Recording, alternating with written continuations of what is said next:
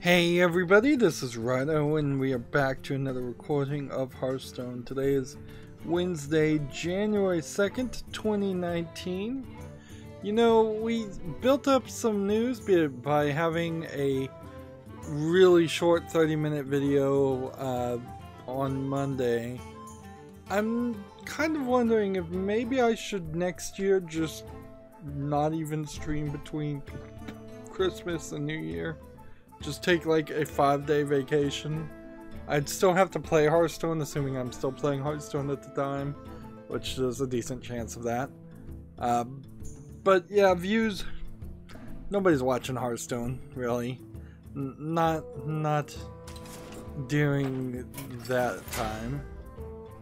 Let's see. So I can't re-roll anything. I may have definitely missed some re-rolls. Here, we need to play things that cost 8 or more, we need to play druid cards, we need to play even cards, and we have a tavern brawl to deal with.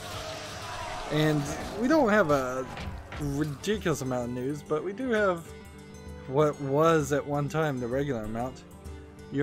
These aren't my beautiful cards.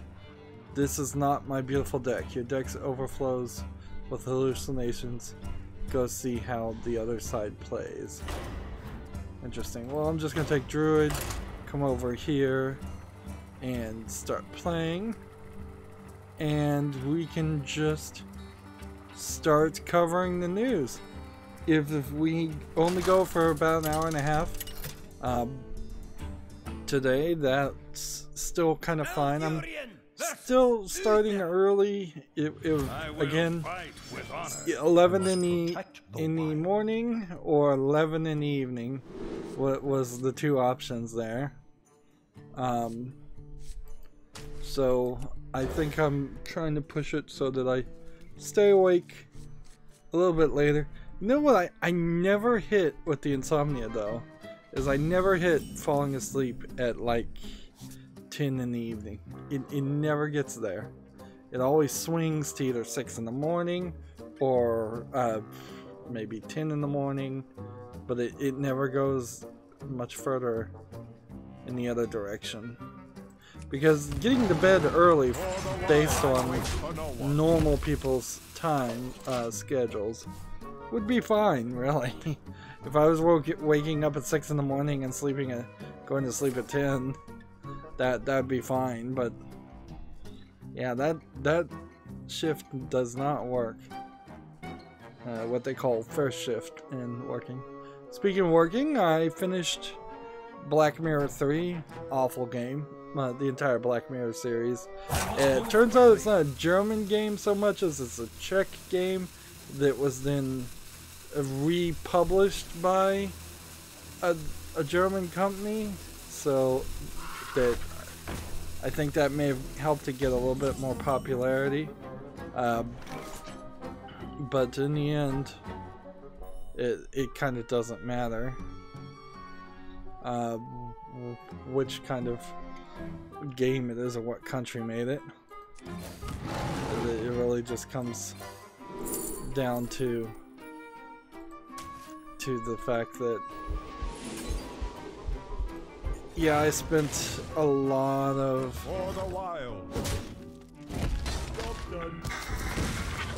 time. It was 17, maybe 18 hours of gameplay playing Black Mirror 3. The game literally, I suppose it's only a slight spoiler to say this, but not really. The game really doesn't have any twists or like a antagonist in a physical realm. It leaves major plot threads hanging around. It just kind of meanders and wanders. It feels like all 6 acts were made by completely different teams who had no communication and no leadership or guidance. So yeah, I'm done with that. I now need to schedule the Room 2, which will air at 3:45 starting January 7th, assuming I get it scheduled, which I have some time, but I need to get that done pretty quickly. I have about a week, I guess.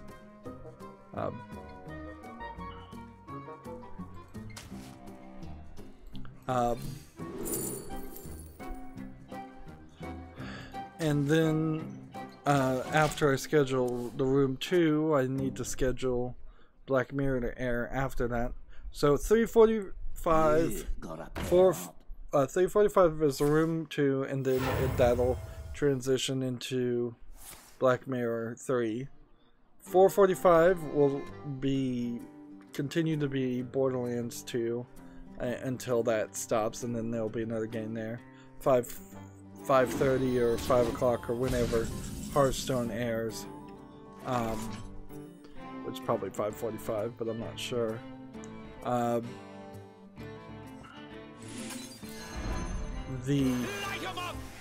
That will continue to air. Hearthstone will continue to air.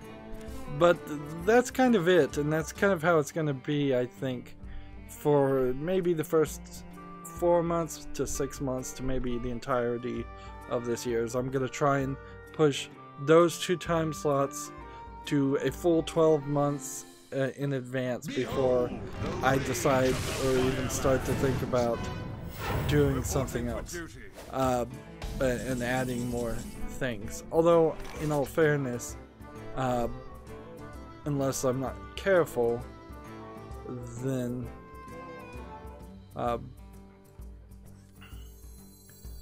yeah, unless I'm really careful, it's going to become a scenario where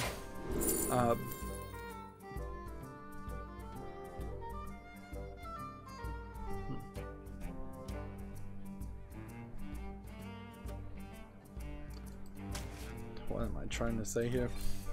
I'm losing my thought process as I'm actually paying attention here to gameplay, which is an odd thing for me to do.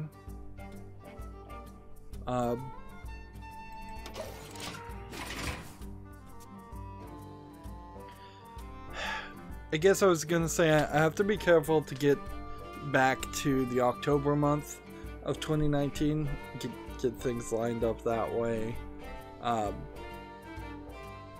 If I hit the October month, that's when I probably need to start thinking and start working my way backwards. Now, the fact that the room 2 is starting on January 7th does mean that there already has stopped airing some videos in the previous time slots. It's just a small gap, but it is just yet another slight failure of my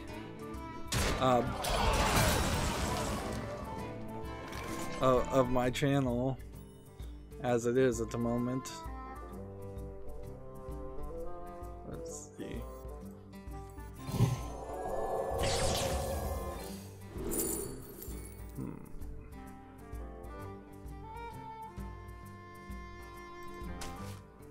But yeah, I'm not gonna try and beat myself up too much about it, frankly. It's just a small gap, and we're starting back, and this definitely feels like this is a example of the lies of YouTube, where it says you can take a break, you can take a break. No, you can't. Now is the time to take a break, but you really can't. Views, I think, have probably gone down, or at the very least not grown as much as they should in the past month. The content that I put out, I'm not super happy with. Where my trees at? It would have been a lot nicer to do the Steam wishlist cleanup videos as extra and have 3 or 4 time slots of game cut footage instead as it was. Let's see.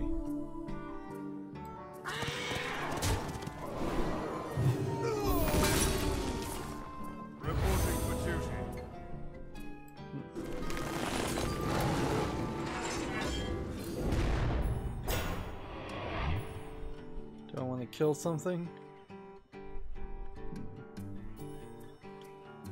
Or am I waiting?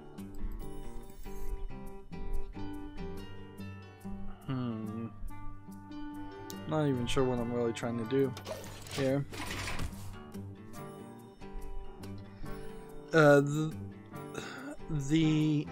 end of the year Steam wishlist cleanup videos also to me feel like an example of changing.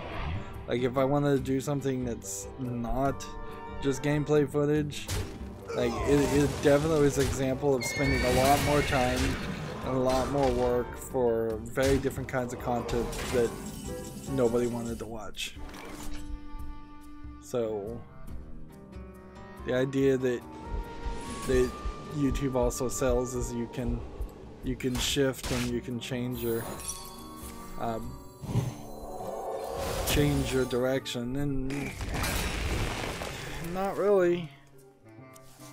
It hasn't worked for anybody I've ever seen that's tried it. Angry Joe is a great example of that. It's like, no, you tried to change your content or how you release things. That didn't work well. But also, I don't want this whole video to be a whine fest. Just want me whining. Black Mirror 3 was too much for me whining. Those puzzles were ridiculous and glitched, and like everything that you could have run into as a problem, I ran into as a problem. Video glitches, gameplay mechanic glitches where you can't win the puzzles, way too difficult puzzles at the end, just ridiculously long amounts of dialogue you have to sit and listen through that has no connection to the story really, or no importance to the story. It's connection certainly, but no importance. Yeah, I mean seriously, I was about halfway through the game and I was already in the point where I was whining like crazy.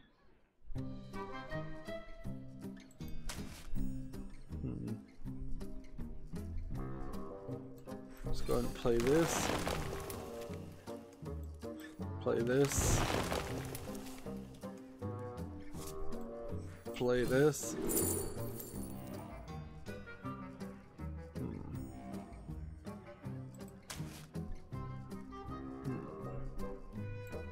What?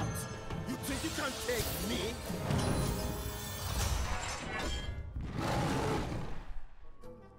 Time waits for no one. Oh, can't do anything. I'm gonna just lose here. Unless he's just gonna toy with me. But I am playing druid cards, at least somewhat. So let's start talking about games that came out. There are actually some bits of news today to talk about, but I'll wait until we actually get to them. Let's see, how much progress did that make? Yeah, we're making progress on even cost cards and druid cards. I don't think we made any progress on anything else. We have a game called The Energy Lab on Steam. It seems like it's a VR game. Dark Screenshot Syndrome here. Seems like I need to zoom out some more. There we go. Yes, that's what I want. Why the zoom keeps changing is slightly questionable. I must protect the A VR adventure indie game doesn't look particularly interesting. The thing is, this might be a point-and-click adventure game, and I'm, of course, I'm a sucker for point-and-click adventure games. But honestly, if I am gonna keep a collection of VR games on my list, I need to be realistic and know that I guess I need to re-roll those. I should only have the best of the best. And this Energy Lab, as I'm watching the video, doesn't look that good. It's a high-end interactive experience is what they're saying, but they're also saying it's a short. It's free, so the price is right. If you have VR, I'd say check out the Energy Lab. But honestly, if I were to ever get a VR headset, I think I'm gonna have to bite the bullet there, and I would probably have to sort through everything multiple times to just go look at every single VR game and reconsider everything that I've potentially ignored up until that point. Next we have a game on Steam called Seeker, which looks like a low effort asset flip game. That just looks horrible, and it's free, so the price is right. I guess maybe some game developers thought they'd give away some terrible games for the new year. Although, if you miss the new year date, actually, is there possibly a reason for that? Like, not that I can really think of. I can't see a reason why, oh, we've got to release this game for free before January 2nd. Maybe some people wrote contracts that way. Maybe, but that seems unrealistic. Next we have a game in all Chinese or Japanese letters. Looks like it's an RPG maker, where of course English is not supported. It's simplified Chinese. Free to play game. Of course that's not making it to the list. Alright.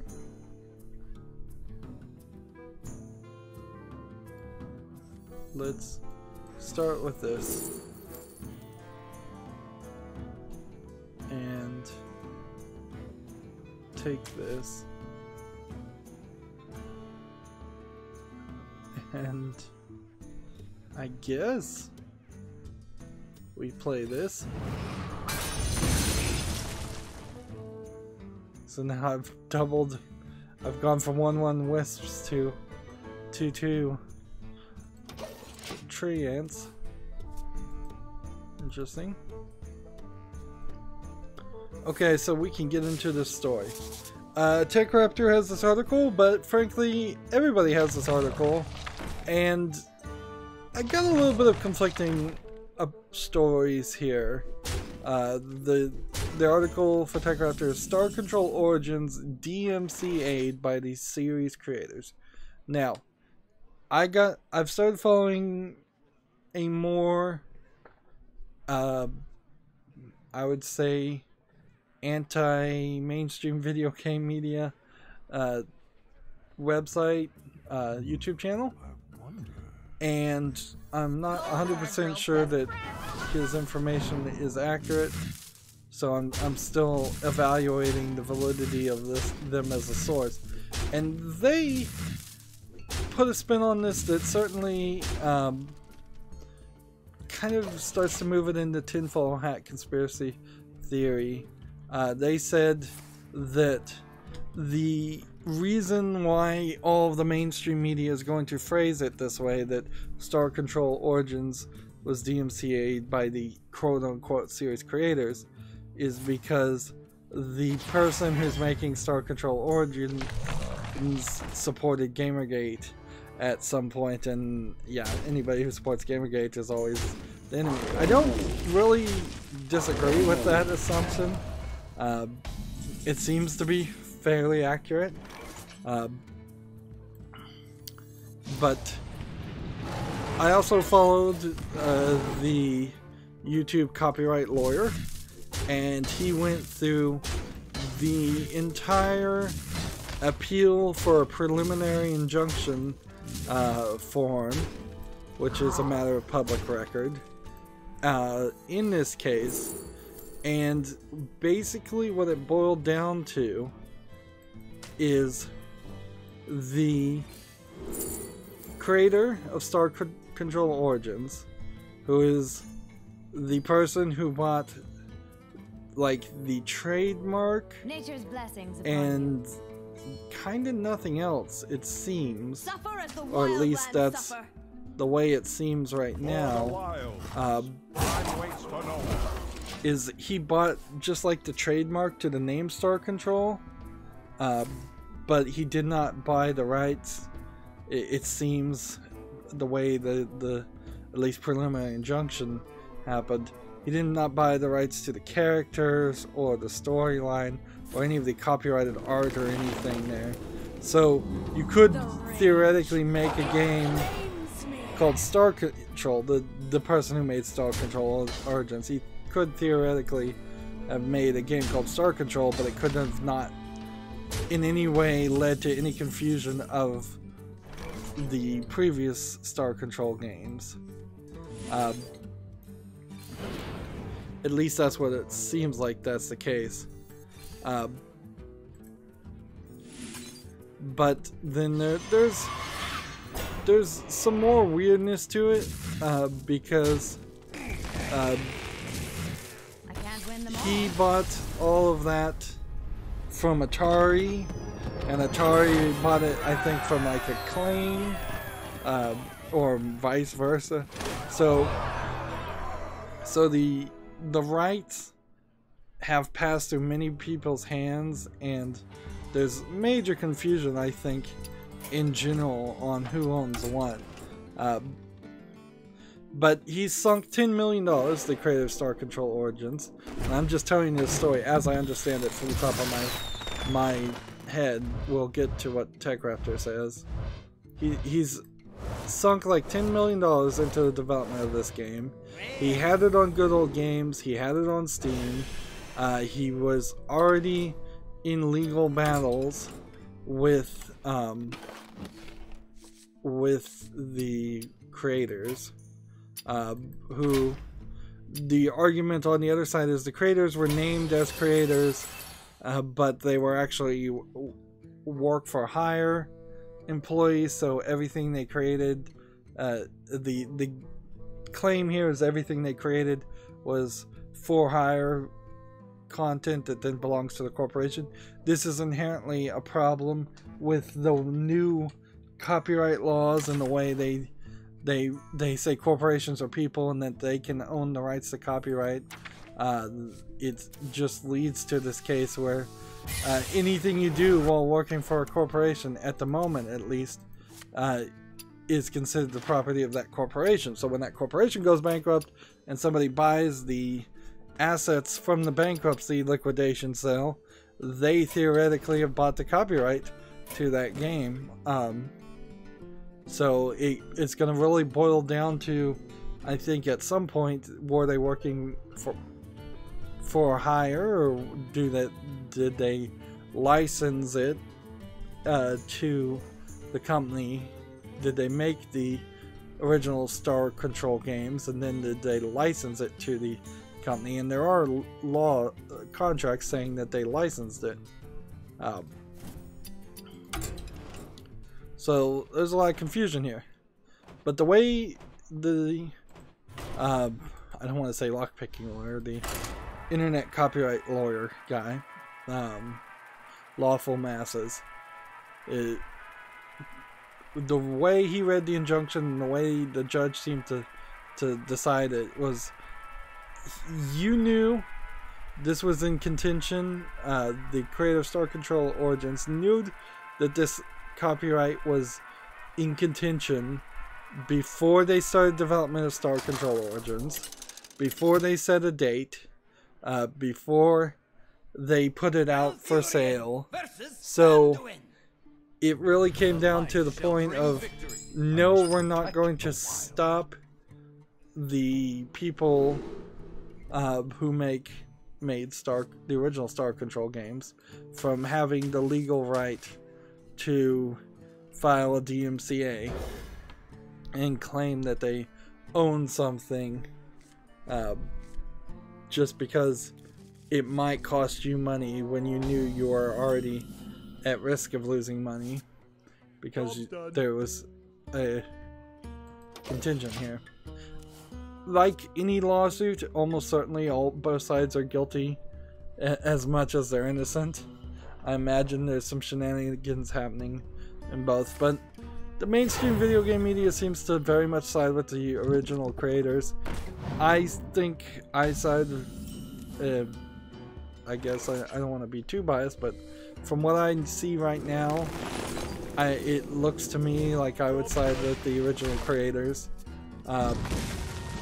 at least on the merits that are being judged right now. The judge is siding with the original creators. I definitely saw Star Control Origins be released on Steam, so maybe it was released and then DMCA'd and then came back, or maybe it was just released and then DMCA'd. The judge made an interesting observation where he said, well, Steam doesn't have to really take the game off of sale if it's willing to lose its safe harbor. I think it's Article 513. Like, if you're willing to get rid of your safe harbor clause, you don't have to take the game off for sale. And I don't know if that would be in general or if that would be on a per case basis. Seems like YouTube has made some claims in the past that they were willing to not take down some things that got DMCA'd, but the number of things that they were willing to not take down and leave up seem to be incredibly small. Let's read the TechRaptor article, see if I missed anything. Let's see. The ongoing dispute between game developer Stardock and Star Control creators Paul Reich III and Fred Ford has escalated to a takedown notice. In a post on the Steam board for Star Control Origins, Stardock CEO Brad Wardell confirmed that Steam and Good Old Games have received Digital Millennium Copyright Act notices to stop selling the game. Now, what's weird is Steam said that if you purchase the game and you already own it, you'll still be able to play it. I don't know how that can work, really. Like, that doesn't seem like that should be right. Maybe it really would break down to something closer to, if you own the game and you have it installed, you can still play it. We're not going to remove the license for the Steam DRM that is built into all Steam apps, but you won't be able to download it a second time. Because if they're still hosting a file, then they're still hosting the file. And so I don't know how they could get around that, again, without being willing to do the thing that they don't want to do, which is lose their safe harbor. Although I'm not sure Steam or Good Old Games cares about the safe harbor clause as much as YouTube does. And I don't even know why YouTube cares so much about it. I guess their lawyers tell them they should care. The article goes on, in a notice from the firm Bartko, Zenkel, Brunzel, and Miller, BZBM, Reich and Ford allege that they are the original the original developers and own certain exclusive copyrights in, to, and for the games Star Control and Star Control 2. In addition to a copyright claim, the letter also appears to dispute Stardock's ownership of the name Star Control, saying it, quote, claims to be the assignee for the name Star Control, but it is not authorized to publish, reproduce, or prepare derivative works based on or distribute the works.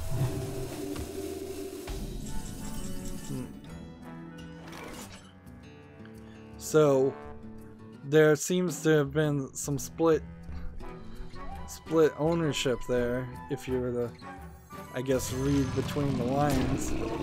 It seems to imply that they seem to think, the creators of Star Control 1 and 2, that they own Star Control as a name, but they're contractually obliged, or that they own the rights to assign the name, but they're not allowed to publish, reproduce, or prepare derivative works based on or distribute the works.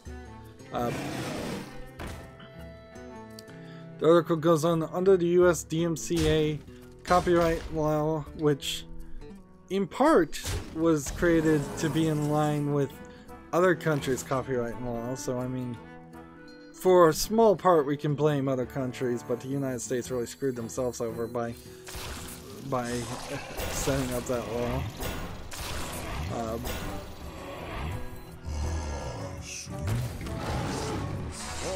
But yeah, there are definitely some copyright laws around the world that are not to my liking. Under US DMCA, any copyright holder that encounters infringing material can issue a takedown notice to the one hosting the alleged infringement, as long as they comply. Providers like Steam and Good Old Game, as well as hosting providers or sites like YouTube, face no legal liability, which would be a thing that would have to be proven later on, because right now Steam and Good Old Games are named in the preliminary injunction that I was listening to being read. In his post, Warder disputes the claim, saying Star Control Origins does not contain any copyrighted work of Rydo or Ford, and that Stardock owns the trademark. Unless Stardock disputes the claim, it will no longer be able to be available on Steam or Good Old Games. For existing purchases on Steam, Wardo notes that Valve assures us that anyone who had already bought the game should be able to continue to play it. I don't know how that could be the case. There is a issue here. You very possibly might have been granted a trademark and still not own the copyright. That is definitely one way it might break down. For the wilds. Like, he might... I think the argument that's trying to be made here is Star Control Origins. A game called Star Control something could have been made, but it had to look completely unlike any of the previous Star Control games. At which point, you're just making like the original Prey compared to the second game called Prey, where they weren't connected at all and they just had the name Prey copyrighted and trademarked, so they used it.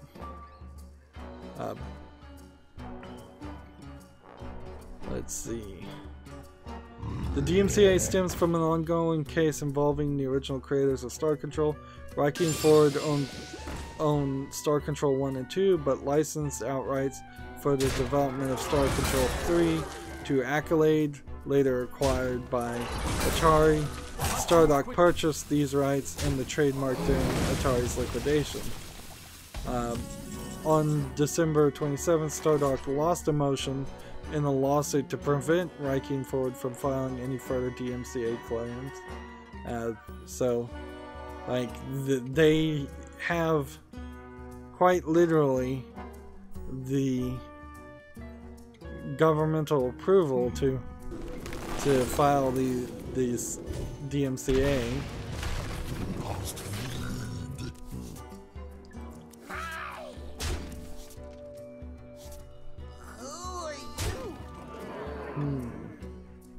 Do I need to save myself a little bit?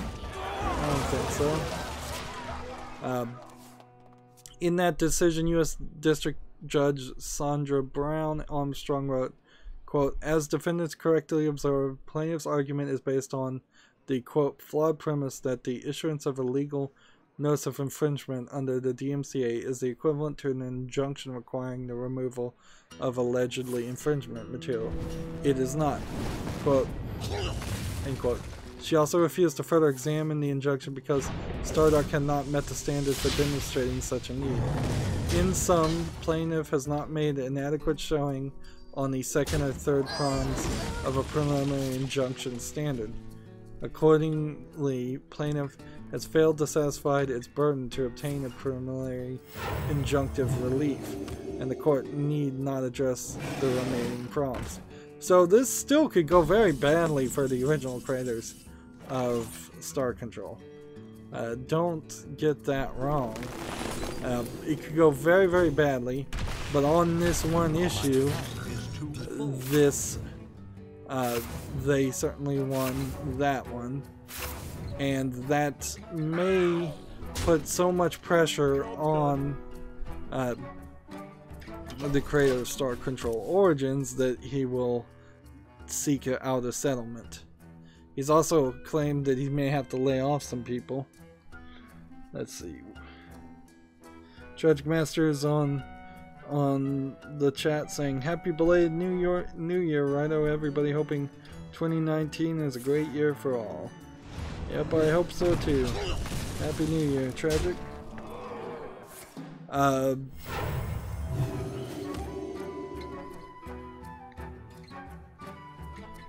Let's see. BZBMs, that was the law firm's DMCA notice, requests a confirmation of removal from Good Old Games by January 2nd, and with the DMCA takedown and ongoing lawsuit, there will likely be further updates in this case shortly after the courts resume work on January 2nd. So we're going to get more news on this. Now, in a weird way, there's a kind of an unknown element here that I don't know, which is what is required to be an actual counter notification lawsuit.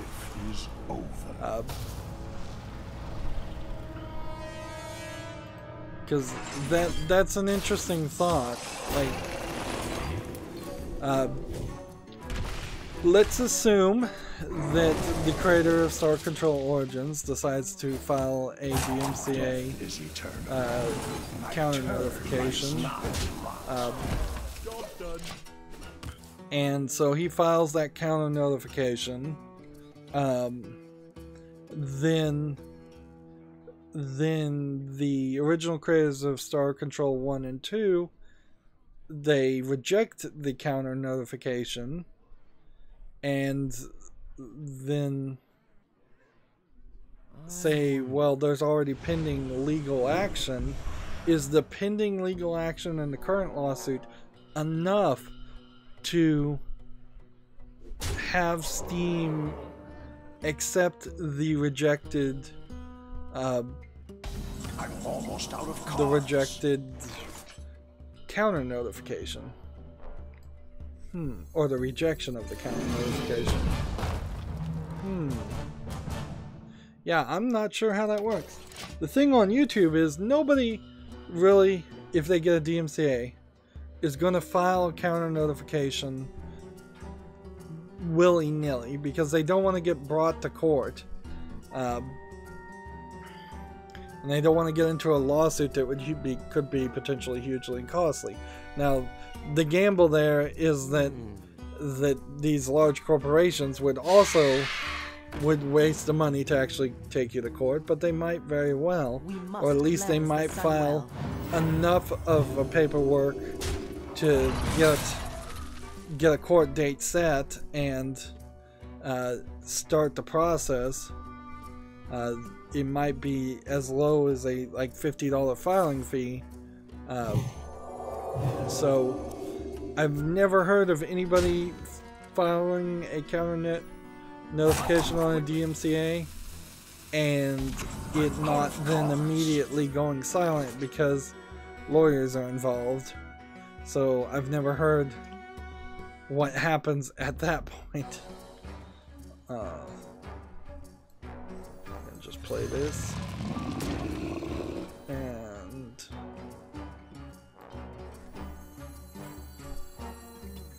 let's see, +1 attack and +1 attack, and just go ahead and do that for the fun of it.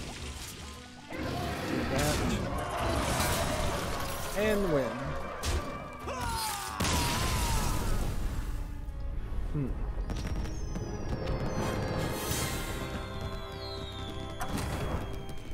Truth is, I really haven't heard of anybody really challenging the DMCA or in any way even successfully using the DMCA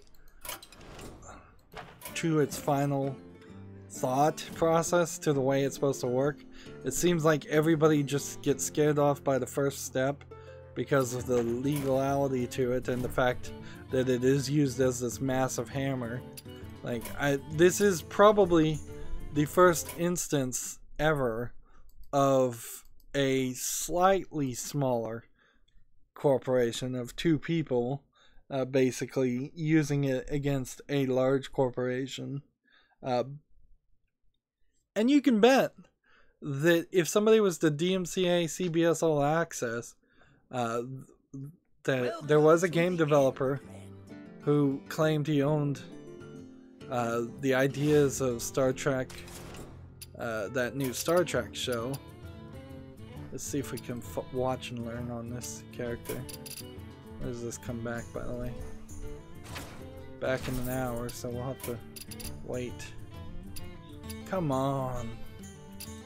Head into play mode. So, yeah, but you can pretty much bet that if somebody was the DMCA Netflix, if somebody was the DMCA CBS All Access, I don't know why I'm picking on CBS All Access, but it's probably a good one to pick on. They probably would just ignore the DMCA claim completely. That they probably would just not do anything. In the case of CBS All Access too, since it's all of their own original content, Safe Harbor probably is out the window anyways. But yeah, if somebody was to DMCA a YouTube video that was made by YouTube themselves, they'd probably just ignore it too. So, yeah, there's 2 sets of laws in the United States. Laws that the rich people sort of kind of have to follow, and then laws that everyone else has to follow. That's the sad truth. Well, we're waiting to see if any of these people are going to decide to go into a game that I can spectate. Let's look at this game. On Steam, we have a game called 03.04. It looks like it might be a good game, or it might not. You know, this might be an indie style horror game, or this might just be a bunch of asset flips. The way things are going these days, you just kind of never know.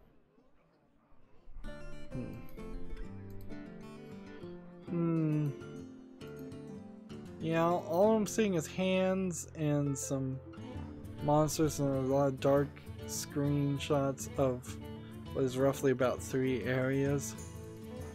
Yeah, I don't think this is impressive enough to put this on the fall list. This game is $1.79. It's a low effort title, certainly, too. Alright, well, literally nobody can be spectated right now. Let's see.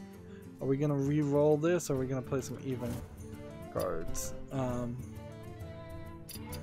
Let's see what decks we have. Odd Rogue would not be what we're looking for. So let's just... It's a new month. Let's just play some Warlock. Let's see, Warlock was winning pretty good for us.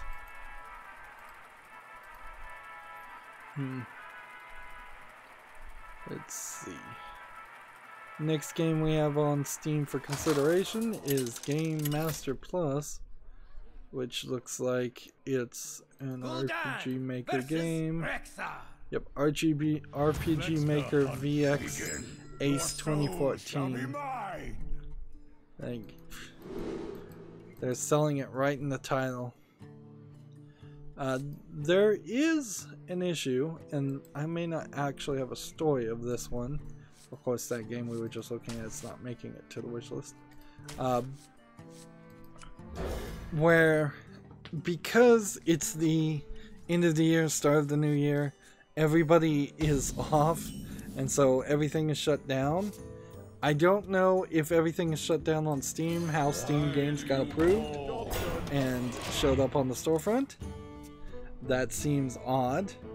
but I've always kind of felt like at least a percentage of Steam Greenlight game approvals were being run through foreign countries, but where I guess foreign countries where you wouldn't get the day off is the implication there.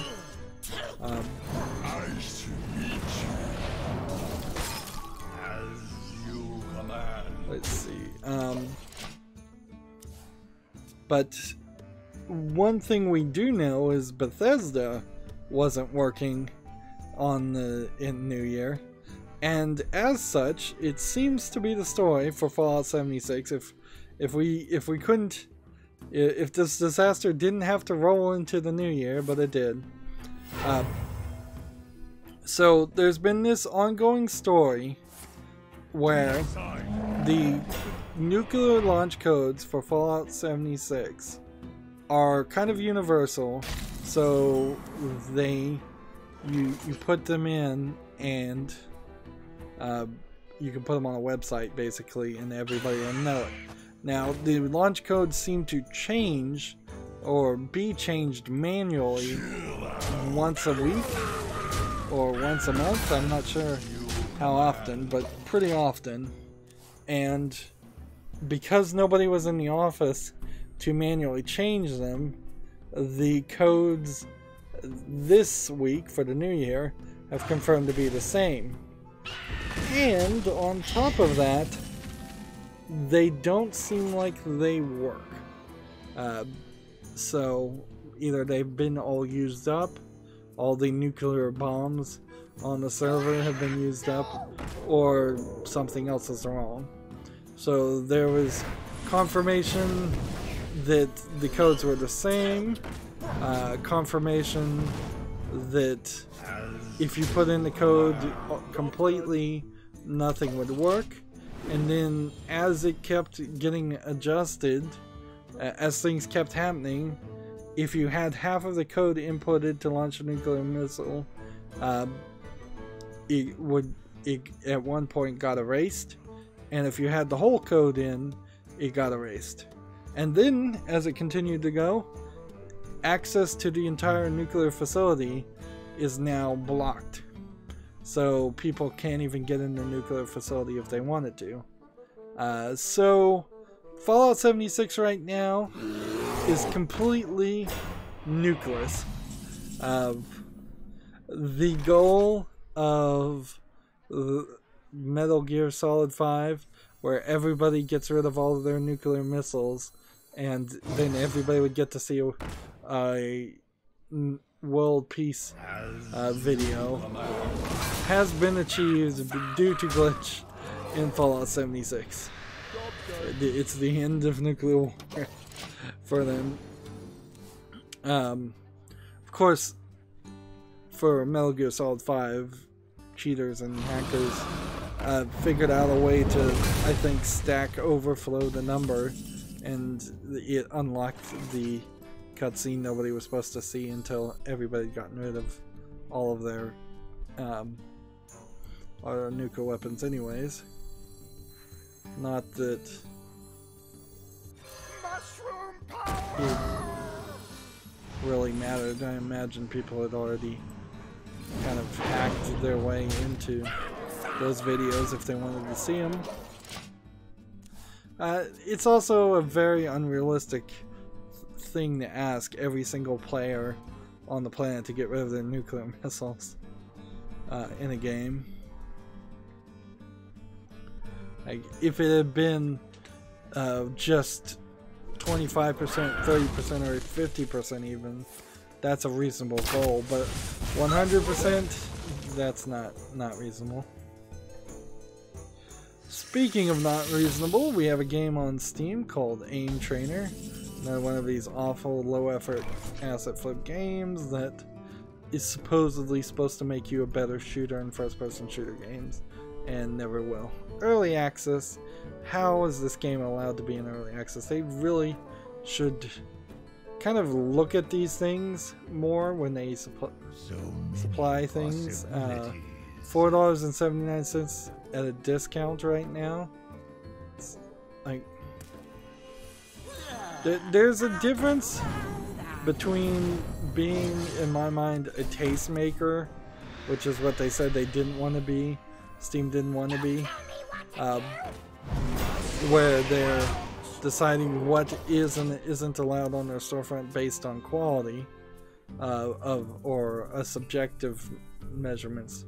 I think there's a difference though between being tastemaker and just having solid rules. Like, can we just have some solid rules? Maybe I'm a little flippant on this idea. I think that there might be a happy middle ground here. How about we just have some solid rules where you can't release your game in early access unless it is a game that is from a well-known established company that's already worked with Steam. That should just be like a privilege, like YouTube gives all these extra privileges to bigger known channels. Couldn't that just be a little bit of a privilege there? Like, we'll still sell your game, we'll still highlight your game based on our algorithm, the Steam algorithm, but no early access. And maybe we should put in the Steam Direct a limitation on the price a little bit, but I don't know how you do that, really. I don't know how you tell somebody you can't sell your game for $10, you can only sell it for 50 cents. How long can this go on? But maybe there is a way you could make that. These are certainly the topics I'd like Steam to address if they're going to address any topics. But well, not. I doubt they will. Speaking of addressing Steam, there was a Reddit article claiming that Artifact did not make it to the top 100 by the end of the year of games. Now, I know that Valve specifically was removing themselves from contention of a lot of the Game of the Year awards that they're gonna, like Developer of the Year and stuff like that. So, depending if they're looking at like the top bestsellers list that Steam released and seeing Artifact isn't there, I think it would require a little bit more research just to make sure that they didn't intentionally leave all of the Valve games off the top 100 bestsellers. But also it's still very believable that Artifact was not on the top 100 games of 2018. It seems to be pretty much dead on arrival. So we'll move on to the next card game, whatever that might be. I watched a video of, here we go, we can finally spectate, of what somebody who I think knows a lot about Magic the Gathering said were the worst mistakes this year of Magic the Gathering. Really didn't know what he was talking about for the most part, but that was fine. Now. It did point out to me though something that I probably hadn't heard, which is that Magic the Gathering and Wizards of the Coast was bought out by Hasbro, so at some point that happened. Tragic Master said, "Good game, thank you." And while we wait and watch for this guy to win, hopefully, let's come over here and look at this game. We have a game called Hearthstone Tactics, which is mixed already. Is this a free-to-play game? No, it's $4.99. So this has been out for a while, just like one day, and apparently people were kind of hyped about it because people bought it and played it, and then they were just not happy with it. The tactical positioning style games like this, I've seen several games like this already on my wish list. So Yeah, just at first glance, it looks like an old school RPG, which I'm not super into playing, particularly an unknown one. Plus, this spin on old school RPGs where you technically place and kind of play like XCOM, I've seen that done better too. So, yep. That's another easy rejection. And he's taking a sweet time, getting frozen a lot. He might lose here, because this mage might just be playing that standard strategy of playing as many Sorcerer's Apprentices with Archmage Antonidas. This is a rank 5 versus a rank 5. So, we'll see. We have a game on Steam called All for One, which looks like it's one of these standard hack and slash medieval games. Got a little bit of asset flips in it, but when you see the real gameplay, it looks pretty repetitive. Here's an example of unfinished games where you're just flying through a camera. The real gameplay is just hack and slash, hack and slash, hack and slash. Early access for $4.99.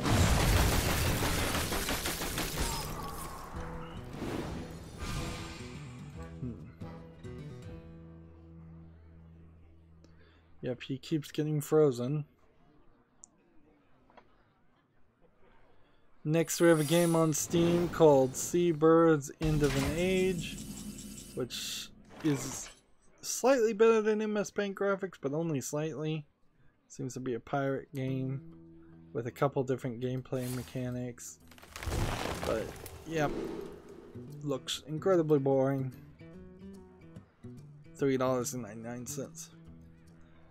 No discount.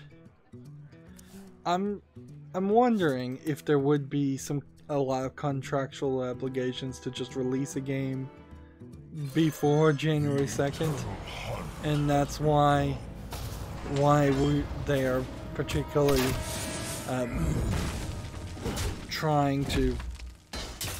why so many games are coming out on January 1st. Or maybe it's just a race to be the first, like first game released since January 1st. I don't know why you would do that though. Like it seems like a kind of ridiculous bragging right. If anything, I'd much prefer to release my game on December 31st, the day before, so I could then generalize and say it came out in 2018, then release it on January 1st. So, another developing story we have here from TechRaptor and not many other sources. Activision Blizzard, creators of Hearthstone, Overwatch, Heroes of the Storm, and many other games, is firing their CFO, Spencer Newman. In a weird way, he's so high up, though, that they had to put out a report that he's currently on paid suspension, and they're in the process of firing him. Now, Activision Blizzard has not had didn't really have the best financials. For a second there, I thought I was playing. But I don't think that is really the reason why they would be firing him. Unless he just predicted something that was way, way off. And even then, they generally would have just asked him to leave. To specifically say they are firing him is probably they're firing him from some cause, but they're not saying why. Now, there's been some stories here, and I may get this wrong, so let me just read the article to see how much I can speak to this, because rumors are flying. Let's see. I'm almost out of cards. let's see. Yahoo Finance reports that Newman's firing is, quote, unrelated to the game's financial reporting or disclosure controls or procedures. So it's not because of anything he did in his job.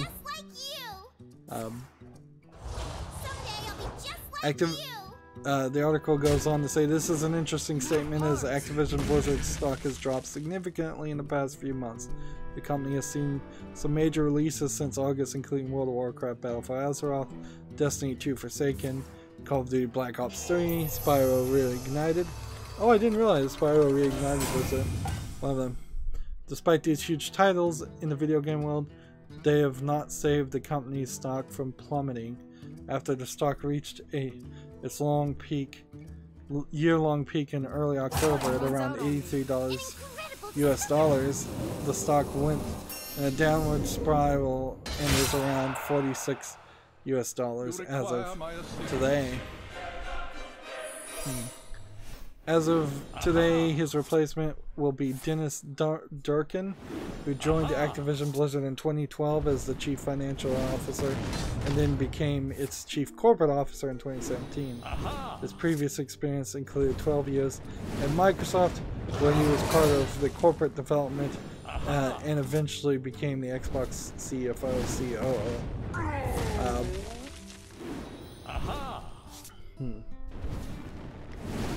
Now, this does go on to tell the rest of the story, so the TechRaptor article, so I'm not getting this wrong. Yep, and he over here is losing. Yeah.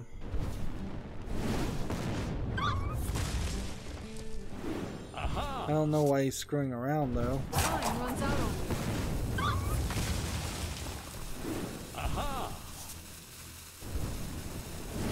See, the actions here are delayed, so it's very possible this opponent has already brought him down to 0 a long time ago before the rope started playing.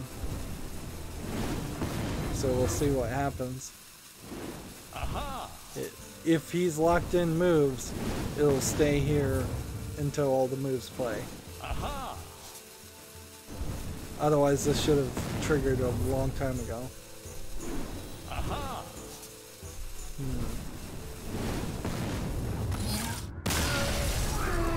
Alright.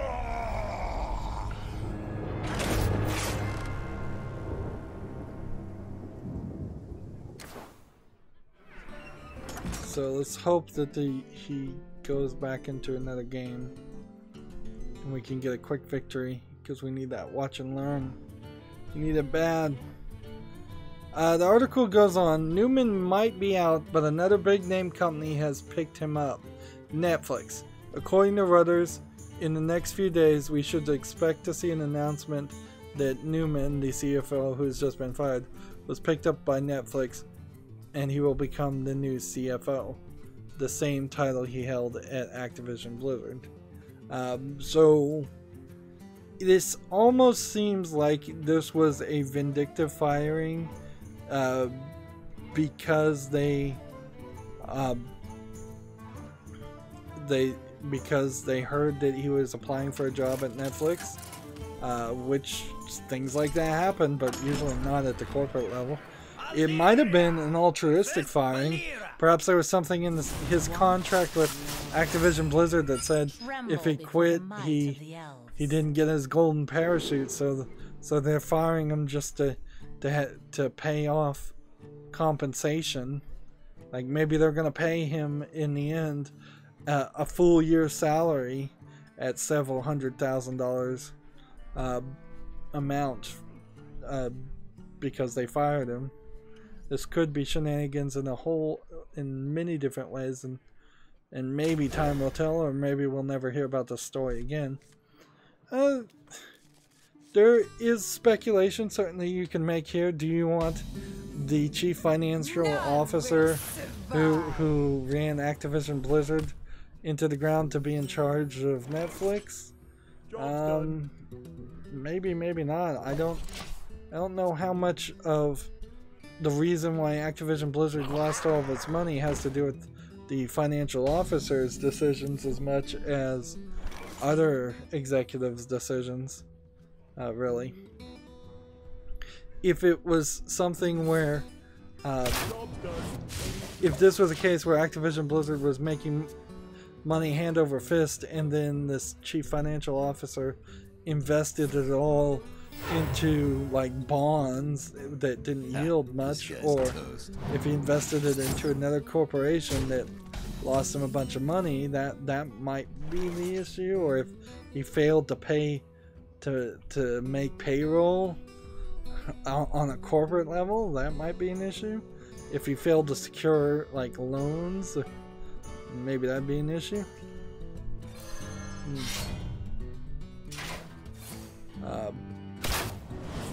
So this is definitely a tale I'd like to see expand some more, and it's nice that we're back to actually seeing some news that can be talked about, and not just the standard nothing that we usually have, or the standard case of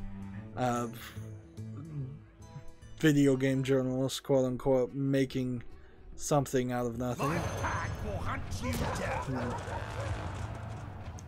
Moving on, we have a game on Steam called Atacoil Marino. That sounds like Portuguese or something.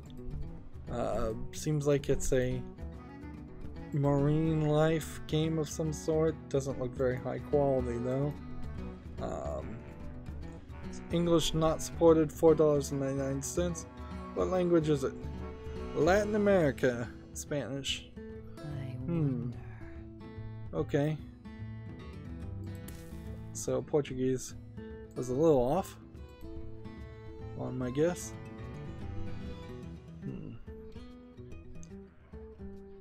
We have another game here that I believe is made by students, because it's from SMU Guildhall, called Frost Runner. This will go on my follow list because I do want to cover students' projects, if this really is a student project. Although you can see also, I've seen a lot of games like this, just asset flip kind of games where it's like it's an infinite runner in 3D. I don't know why people make games like this particularly. It's not like they've ever been successful. This does seem like it has maybe some slight additions. Let's see if we can read the instructions. 36 levels.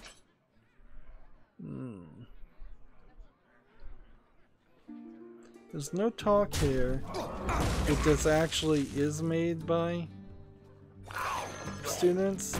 All we have is that phrase, SMU Guildhall, so I will have to do some research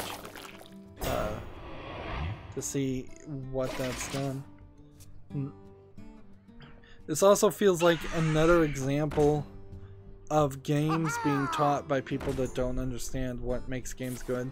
We're in a bad position, I think, in the next generation of game developers if we're not careful, because there's going to be a lot of students that think what they're making is a good game, and they just aren't.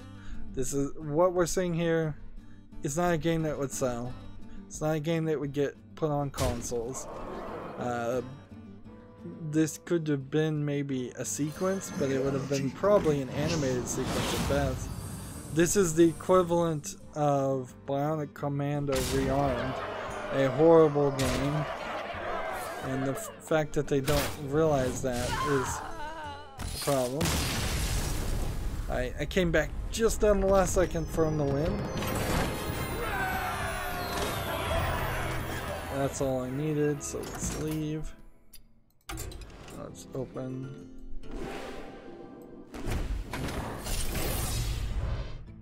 See, I guess at this rate, we will have to have at least the Tavern Brawl for the Asian account. I think. Well, I think we'll have to probably do that on Friday, which shouldn't be a big deal. Let's come over here. We've got this new Frostwell card back. No more gingerbread. Else. Alright. Even cost cards.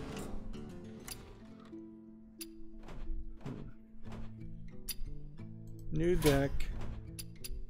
If you make a wild deck, you can only use it in wild games. Let's see, what do we want to do? Druid. And then even.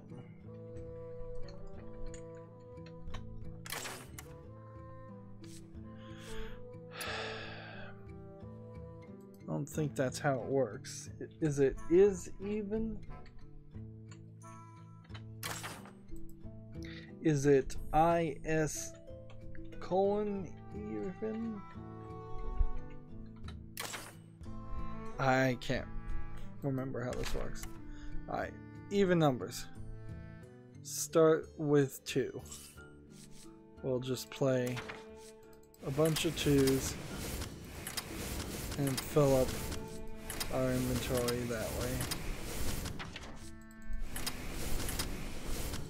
That should be more than enough.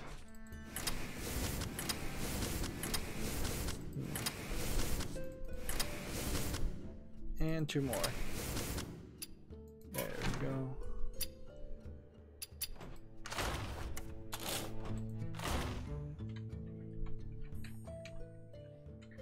See, the fact that they're giving us daily quests to do even and odd cards pretty much means we're going to have to eventually have a specialized even deck and odd deck for every account always. And that means extra dust will have to be spent. Let's see. Oh, Tragic Master helped me out. I didn't look at the chat fast enough. You type in capital attack colon even or capital mana colon even. The light shall bring victory. I must protect the wild. So it was mana that I needed in that instance. I guess these are all 2, so that's not something we have to worry about too much. We have another game on Steam called La Verana from SMU Guildhall. So it seems like I could see why a school would do this. They would put out the games right at the end of the year. Not that really classes would be out or back in session on the first of the year, usually speaking, but it probably is an easy enough way for people who are just going to release the games as free to play with no in-game in-game purchases or anything. Let's see. It's a single player game. Time waits for no This one. trailer sucks. It's a puzzle frog game. Puzzle pushing game. Alright.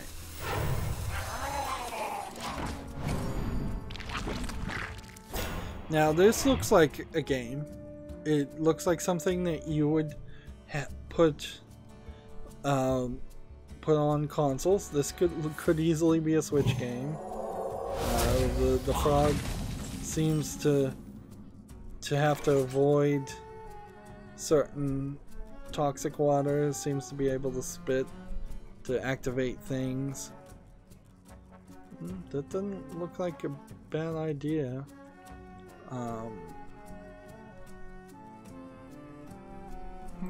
Let's do this. Devour this world.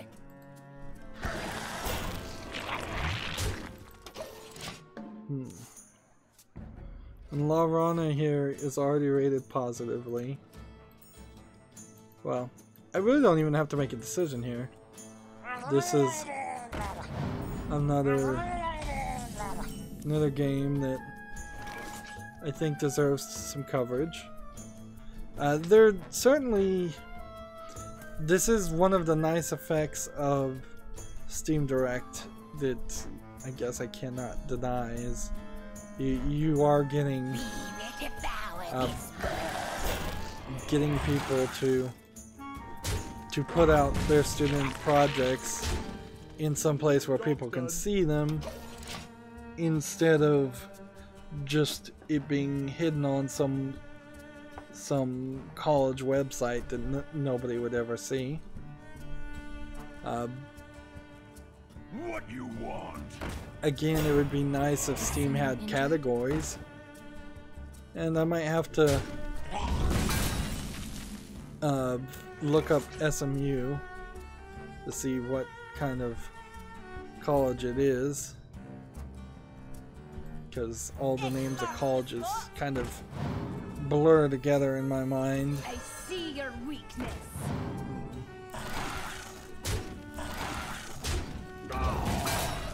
Let's see.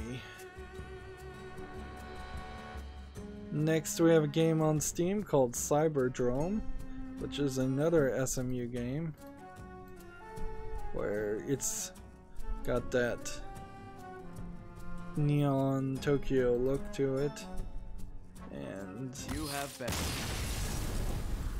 you hack and slash with a sword while reflecting and deflecting things. Looks cool. Free to play again. So no big choice needs to be made there. Alright, so it really didn't help us greatly as far as our goal of playing even cards, but we'll get it done. Next we have another game from SMU, Circuit Slinger. Like, for as many people as I imagine are actually graduating, this one's in VR, but I'll put it on a follow list anyways. Like, I must protect the wild. this seems like a lot of projects to be released. I have a question at this point whether all of these were designed and released in the same year, or whether this is 3 or 4 years of students' projects getting released as just a new policy. Certainly could be either. Yeah, let's just stick with those, I guess. Yeah, if everybody who graduated this year as a video game programmer, or every team that made an end-of-year project, thesis type project, for 4th year or further video game programming, if every single one of those persons released their games every year, we probably would have, I would think, closer to 50, maybe 60 games come out every year just from students, to be under that category of from students. But in previous years it's been almost none, maybe one. You go back to like Portal 1 and being hired right out of college to make Portal 1. That was a unheard of thing, pretty much, to me, and it did not reoccur. Valve did not go back to Digipen the next year and hire more students to work on a new project and create yet another game. It would have been kind of nice, though, if that's exactly what they did, is that every year Gabe Newell just went to Digipen and said, alright, we're gonna just hire all of you. We've got an idea for a project. You're gonna work on this. You're good. It's time for a little You're employed. That would have probably helped Valve too, is if they were just always churning out at least one game a year, and then they could just always blame if that game was bad on the fact that they were hiring students. And then you could let the students slowly realize that they're not going to get anywhere at Valve and move on to other companies.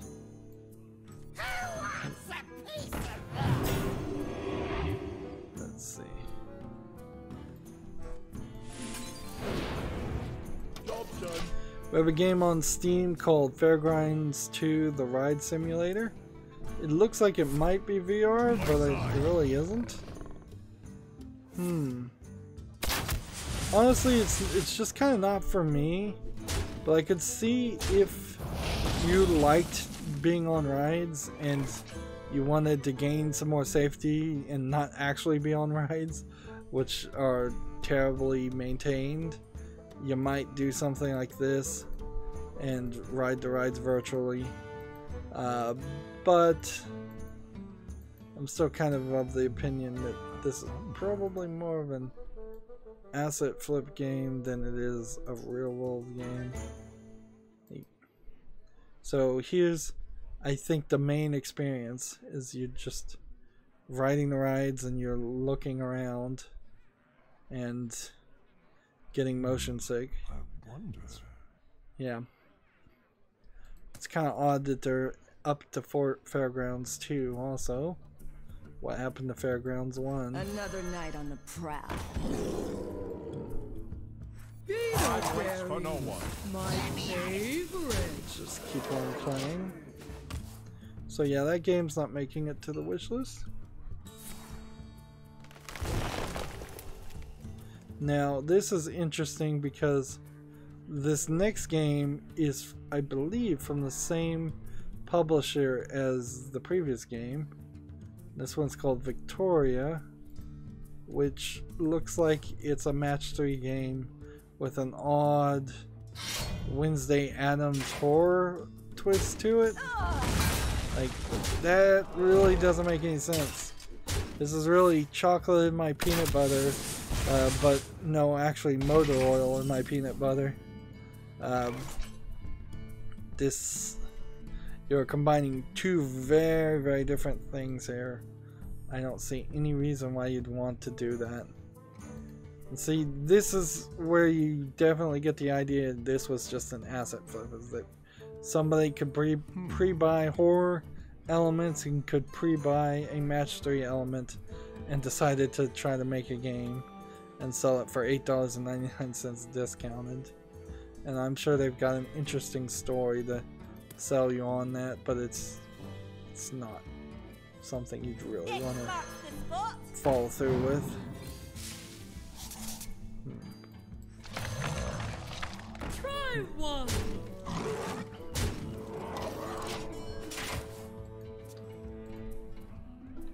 Let's see if this is an article or if this is a...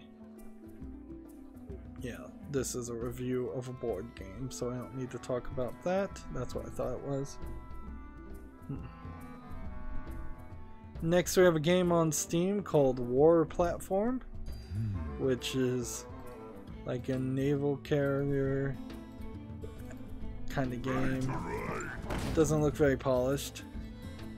Like, I've been calling a lot of things asset flips today, so I want to try to be fair and say some of these may not be asset flips, they may just be really poorly polished games. Discounted to $23.99 for this game, War Platformer. Yeah, nothing would convince me to put that on the follow list. I move quickly. Are you gonna play or what?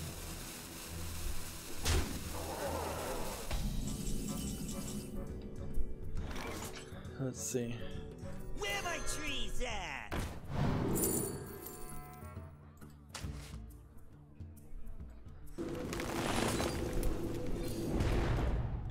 Let's see.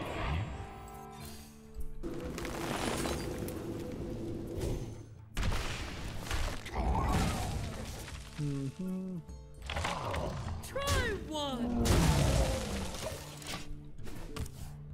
Next we have a game on Steam called War Z Horde, which is clearly playing on the DayZ motif and gross imagery and horror.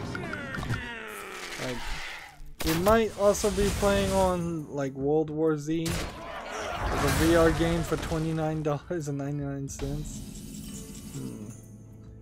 I was half expecting it to be in Russian or Chinese too. But yeah. Nothing here looks appealing. Nothing here looks appealing at all. Alright. This, and this. Try one.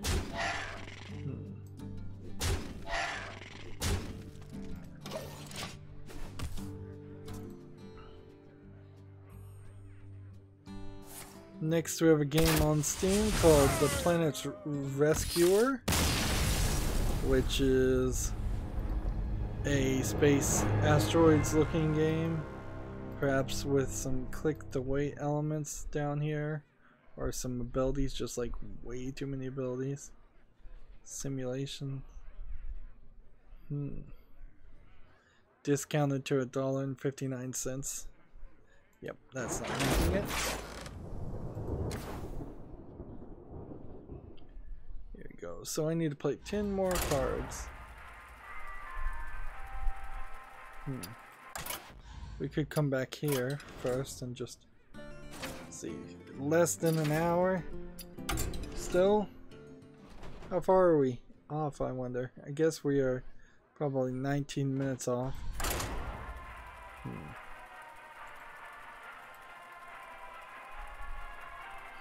Next we have a game on Steam called Simple Movie. Most of the games that came out over the end of the year, obviously not high quality. This is another example of something that doesn't look high quality. $11.99 discounted. Yeah.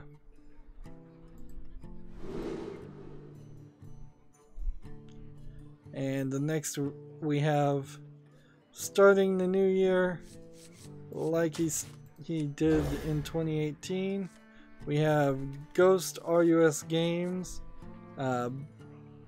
releasing shovelware called Flex Apocalypse Racing. Just another Russian troll game, or at least it seems like it's a Russian troll game. Maybe it isn't, actually, but it's certainly not quality work, and I just don't get why these are allowed.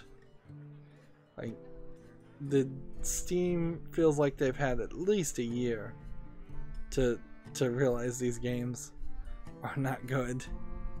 So why do they still exist?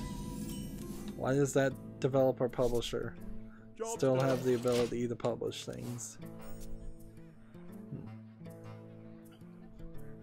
See, and Valve claims that they generally do this kind of secret research and figure out everything about the developers, and they know them back and forwards when they're putting out troll games. If that's really true, then why are there very recognizable troll publishers still capable of using the exact same names or very similar names, putting out very similar styles of and quality of games? It's clear you've missed something there, Valve, because it keeps on happening. Seems like we're having a connection issue, possibly. Let's see. Alright, well, we'll start with this in return. Next we have a game on Steam that's in Chinese or Japanese symbols, English not. It's not covered. Chinese. This looks like it's a decent looking GTA clone of sorts. It's not terrible, but still not a good quality game. Let's see. We will devour this world. Do that. This way. And then do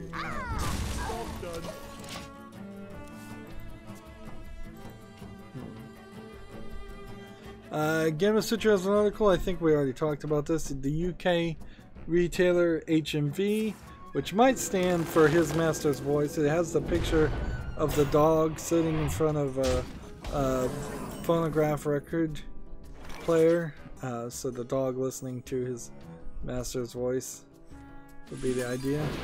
Anyways, UK retailer HMV is facing administration for the second time in 6 years. There seems to be, like the last time they were in administration, they weren't supporting gift cards that have been bought there. It seems like they are now. So you might want to, if you're in the UK, use up any gift cards. Yeah, this story doesn't really have anything new to say there. Now how about... I would like somebody to explain to me how administration works in the UK law compared to bankruptcy.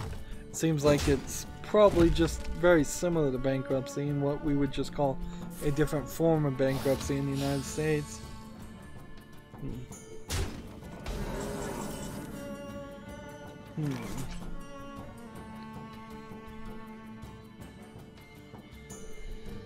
Let's see. Just keep on playing cards.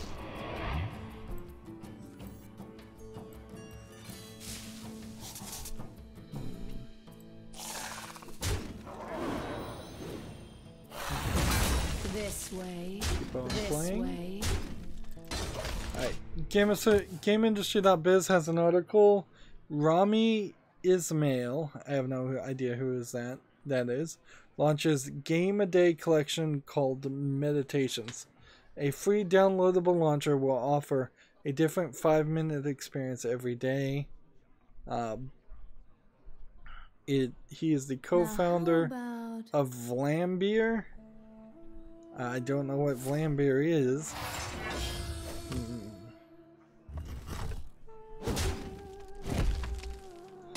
Apparently these games are from 350 developers. But if they're that, like, 5-minute short experiences, what does that really matter?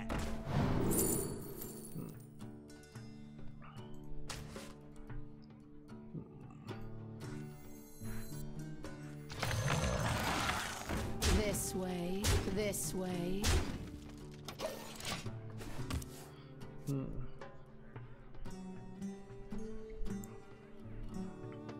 It's an interesting idea, I suppose, but honestly, I wouldn't want to have to go to a website or a separate launcher to play a different game or download a different game. Like, if it takes 5 minutes to play and it takes even 1 minute to download the game each day, that's too much. I'd much prefer if they had put all the collections together in one big app. You could download it to begin with, and then every day it would just unlock a new thing.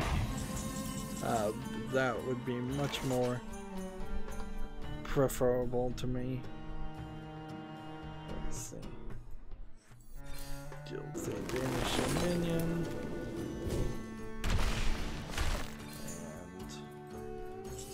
And before we do that, let's do this. And then do this.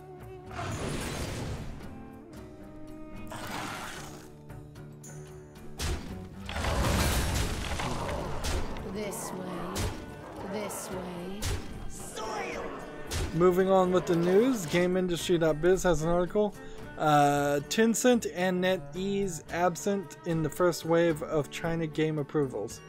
80 titles given the green light in December, but none from the nation's market leaders.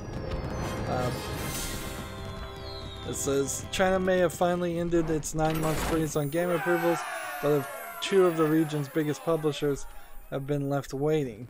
So then that becomes the question of, what did NetEase and Tencent do? Is there perhaps an active punishment for them investing in United States companies? That would be weird. Or foreign companies? It might really break down to that. Maybe they weren't loyal enough to the People's Communist Republic of China. A republic in quotes. Yeah, it's about as much as a republic as the United States is. Well, no, I think the United States actually is more of a republic. The tavern's always open. But to avoid politics rants, let's continue with the article. Let's see, 3 tavern brawls for this one. So we're gonna be doing tavern brawl after tavern brawl after tavern brawl. Druid, priest, and or hunter. Let's start with hunter. The article continues. Following news of the review process for licenses to release China to be released in China, whatever. Right, regulators approved 80 new video games in the closing days of 2018. Bloomberg reports. Analyst Forum Nico Partners reports that this includes 67 mobile games. So of the 80 games, 67 were mobile. That leaves very few other kinds of games. I guess really in China there aren't too many consoles. Well, legally there weren't any consoles for a long time because they were banned. But that doesn't mean they don't exist now. It says 6 PC games were approved and 1 console title.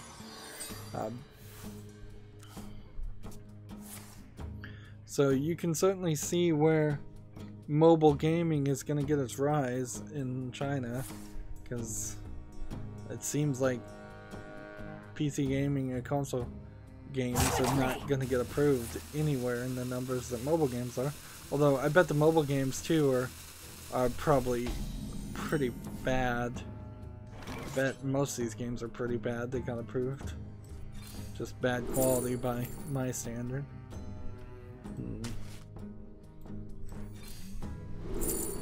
Let's see. Looking for hunter cards, and I'm getting rogue cards because I'm stealing cards from the other guy. Okay. Let's see. The State Administration of Press, Publication, Radio, Film, and Television posted a full list of approved titles, all from Chinese publishers, but 2 notable names were missing. Neither Tencent or NetEase appeared on the list of approved games.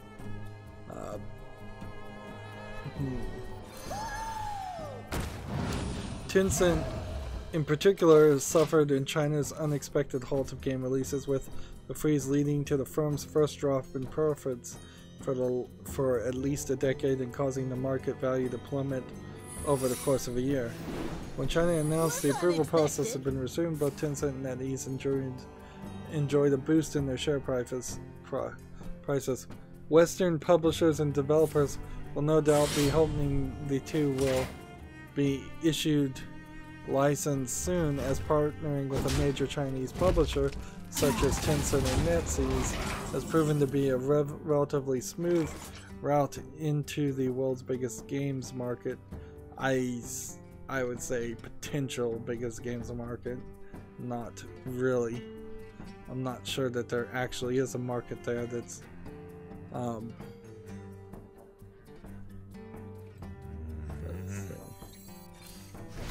yeah, I'm not sure I buy that quite yet. I played totally wrong there, but whatever.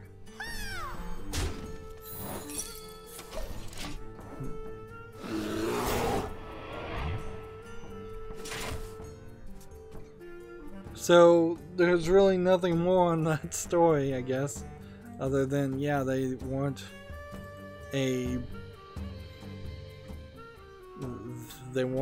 didn't have any games approved in December, but maybe they really weren't even pushing to release any games in December, or maybe they were. We'll have to wait and see longer. That definitely has been a slow going story. Let's see. GameIndustry.biz has the same article about the Activision Blizzard CFO being in the process fired. He's not quite fired yet.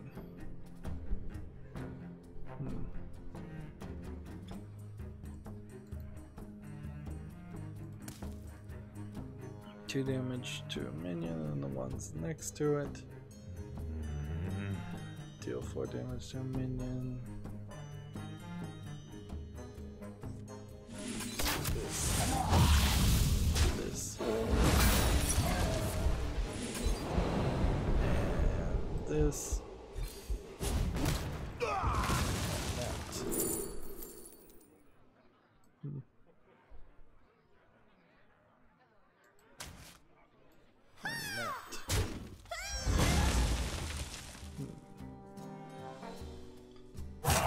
Quickly. Okay. Let's see. Moving on. Game Citra has an article. Get a job. Gameloft is looking for a lead game designer in Barcelona, Spain. I believe the same job listing has been up for several months lately.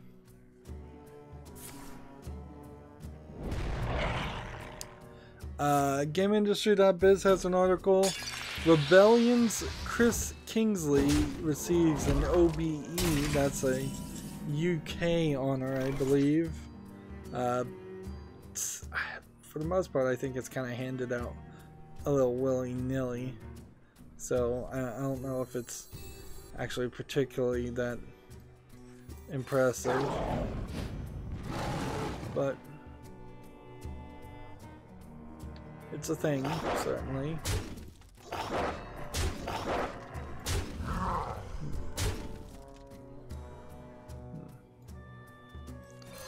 Ooh, I could have been playing cards from other classes this whole time. I hunt alone.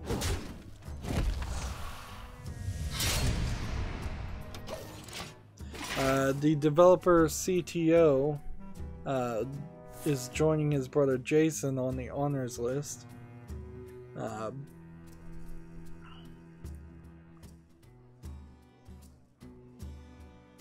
Let's see.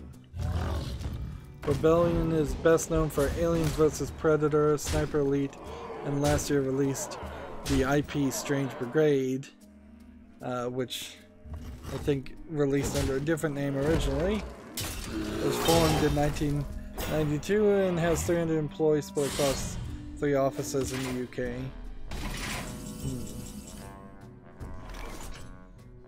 Yeah, I don't think people in the United States would be too happy if there was a queen out there that was handing out awards and honors to random people, picking and choosing winners and losers. We are no one and everyone. We are no one and everyone. So we've got all kinds of different golden cards we can play.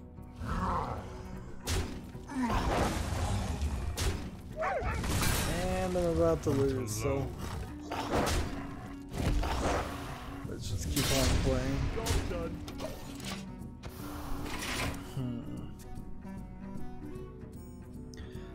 The article says this honor represents a recognition of the achievement of Rebellion and perhaps more importantly the entire UK video game development industry, which I don't want to insult the UK video game development industry, but it's not been amazingly impressive for as old and as long as it has been out.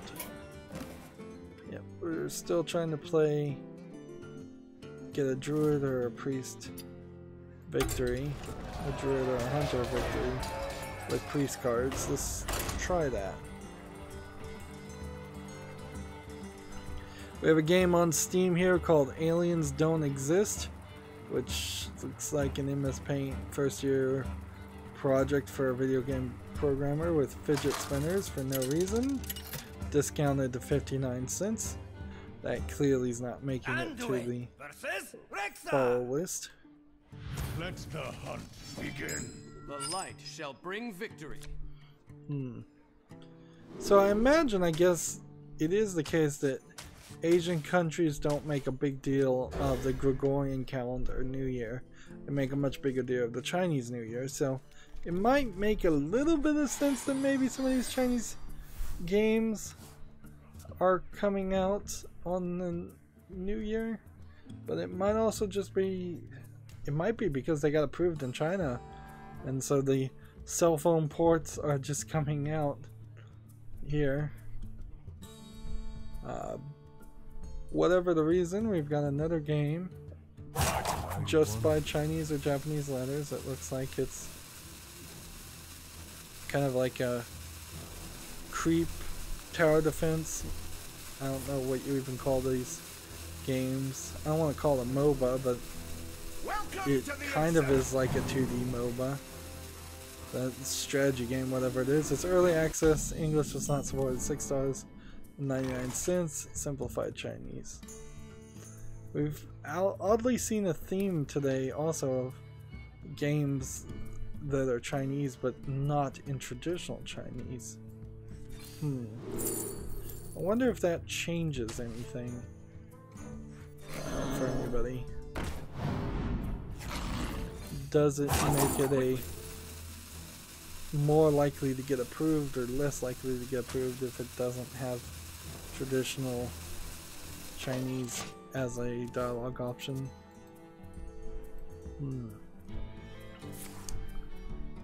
Well, moving on, the next game we have on Steam is called Lisa's Memory, and then a bunch of Chinese letters, I'm gonna assume.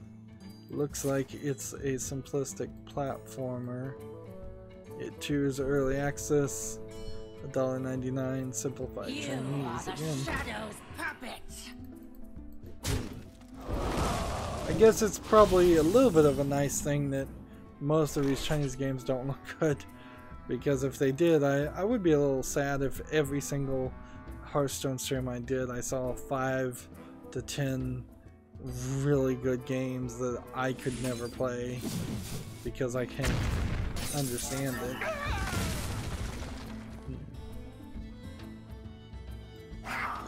Just keep on playing, I guess.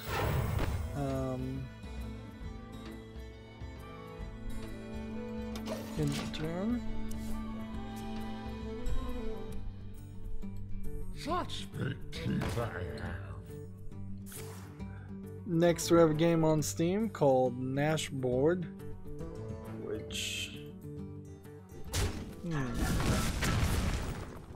it says it's an RPG. So zoomed in.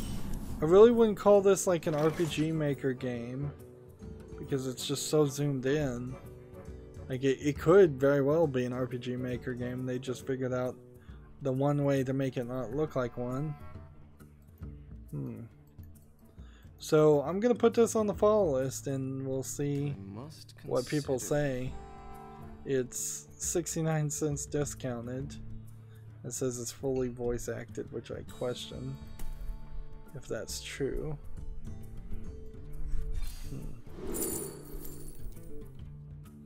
Guess we can take that.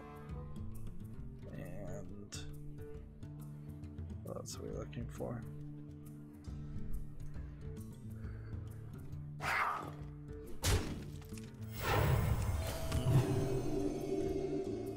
Guess I don't have anything else I can do.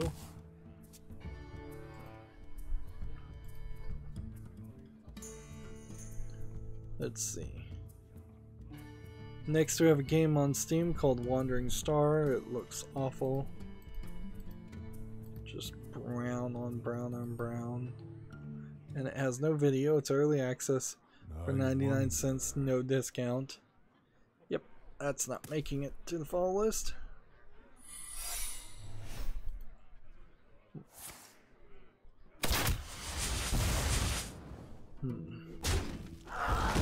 Next we have a game on Steam called The Scenic Treasures, Japanese Learning, which purports itself to be, I assume, learning about some Japanese words, reading and writing. honestly, I don't really trust any of these things. They're supposedly educational. This is $19.99.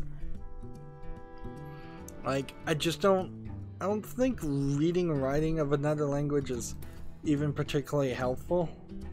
It's kind of silly, in my opinion. It means that you're going to become pen pals theoretically with somebody in a different language. It doesn't really mean that you're going to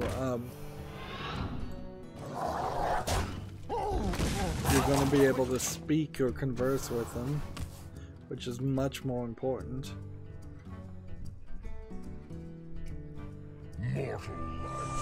Next we have a game on Steam called Mythlink, which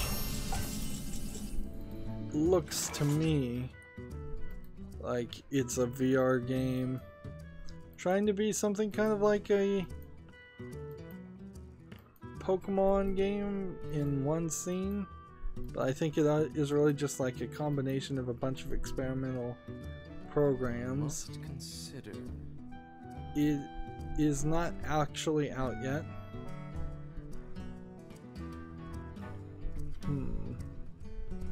So yeah, play Tetris in 3D. No, thank you. That's not gonna make it to the wish list. Let's do that. And bunch of spells. Might be true. Let's see.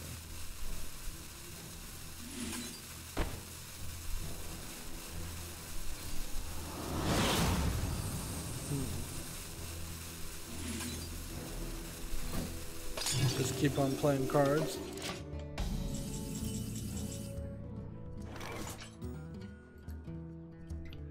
Let's see. Yeah, GameIndustry.biz has the same article.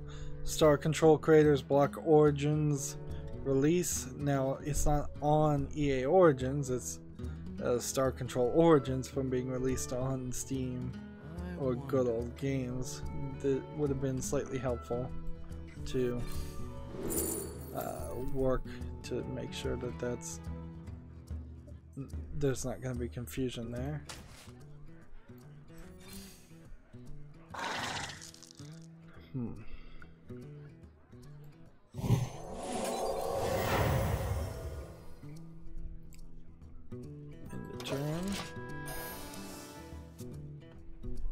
We don't need to go over that story again, though. GameIndustry.biz has an article. Gummy Incorporated acquires a stake in the blockchain game developer Double Jump Tokyo. Investment follows launch of publisher's $30 million blockchain fund in May of last year. I haven't heard of either one of these companies, but I imagine we won't ever hear anything of these two companies too. So yeah, just kind of leave it at that.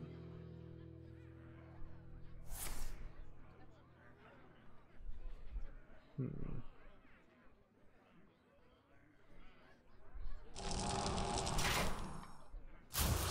he gonna play, or am I?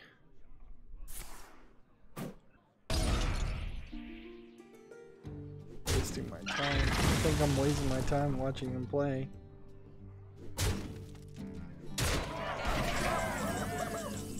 Okay. Charge.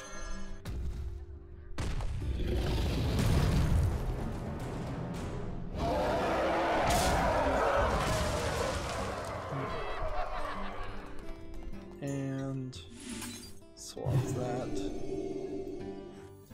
And do that. And that. And that. And attack there and see what happens. Job's done.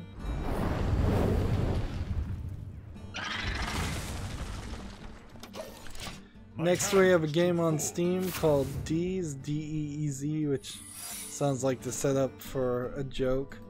And this game certainly looks terrible. So yeah, that's 99 cents, no discount. there really some way I could maybe win here? I'd like to win once game, if it would be so kind and courteous to allow that. Let's see.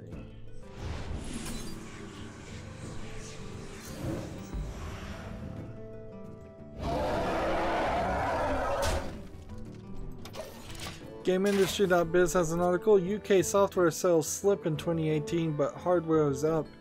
PS4 dominates the market as Switch rises sharply. It starts updated.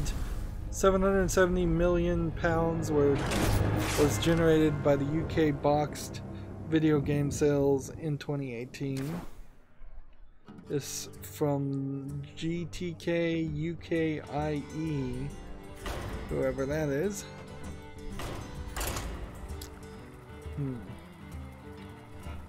Says that physical video games sales declined 2.8%. I imagine with Brexit though, that's reasonable. People saving their money a little bit. The economy going down due to uncertainty in the UK. Versus Maiev. None can Let's see. escape my fury. I must protect the wild. Is there anything here that really needs to be mentioned?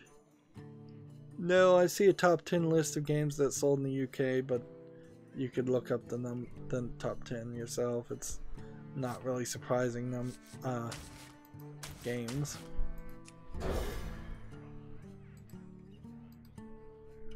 Gamasutra has the same article. Star Control Origins pulled from sale following DMCA takedown notice.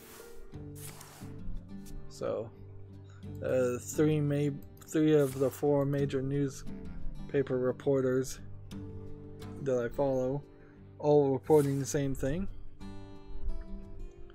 GameIndustry.biz has this article. Sony: Home of the Whopper. 10 years ago this month, Kaz Hiorai discovers heretofore unexplored levels of spin in promoting the PS3 as the global economic meltdown ripples through the industry.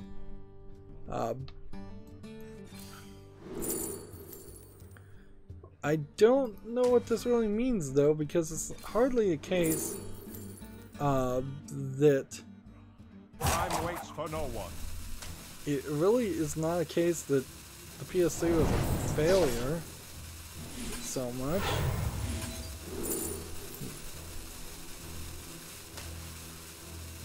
Man, if I could have only played For the wild. if I could have only played that. Let's see what this article is. It seems like this is the beginning of a new thing GameIndustry.biz is going to try to do, where they look back 10 years ago.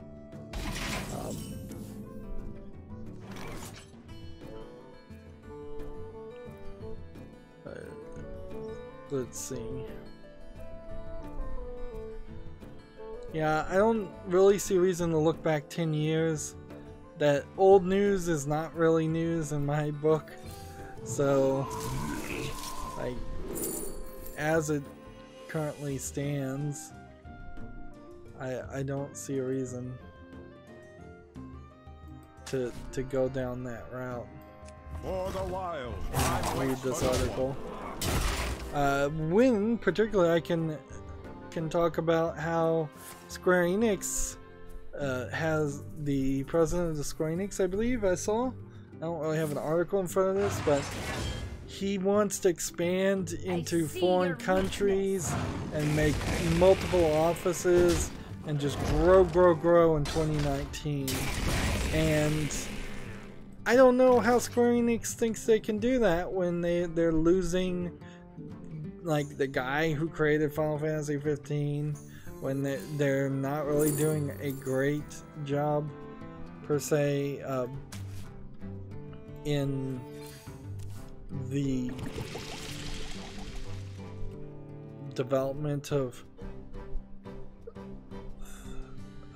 well, I don't even know how to say this. They really aren't doing a great job of releasing the games that they did release in 2018. So how they think they're just gonna grow like crazy in 2019 is silly. And it's not likely to really happen. Let's see.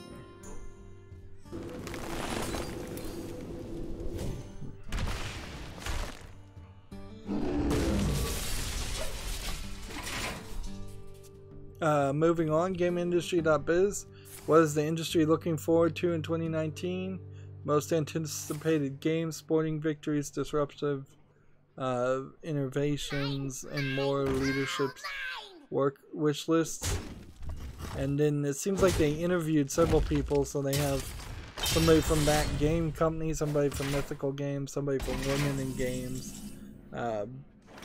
some from Ultimatum Games, a guy from Rebellion, a guy from Flavorworks, a guy from CD Projekt Red, a guy from the Imaginarium, one from Funcom, one from Topaz Media, one from Tequila Works. I'm seeing a pattern here. Let's see if you can guess it.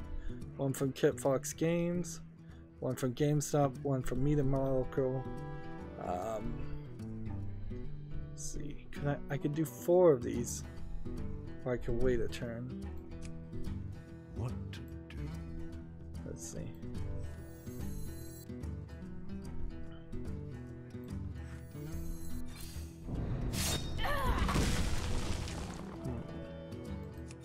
Time waits for no one.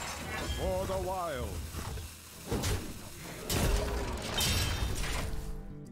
One from IGDA, one from THQ Nordic, one from The Mountains, one from Platonic Games, one from Industry Veterans. I'm frowning. I'm yawning right now a lot, falling asleep. One from Vlambium. So without reading any of these responses, which really don't mean much to me, frankly, I couldn't care what they're looking forward to, because what will happen, what won't.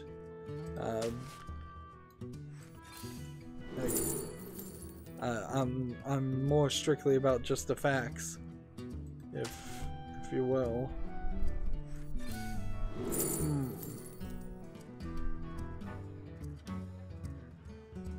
Draw the rest of my deck.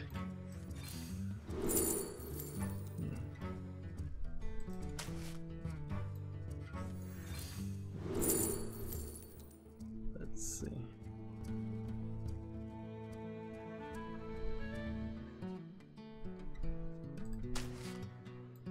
The Brotherhood shall wait for no one. There we go. So yeah, if you're interested in that article, you can read it yourself.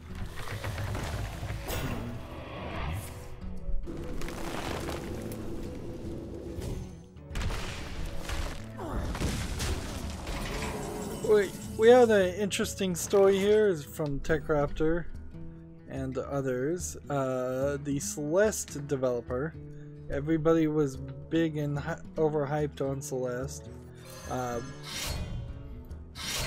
has come out and announced that they've canceled development of their Metroidvania game called Skytorn, which they started developing before Celeste came out. They simply just didn't finish the project. Let's see.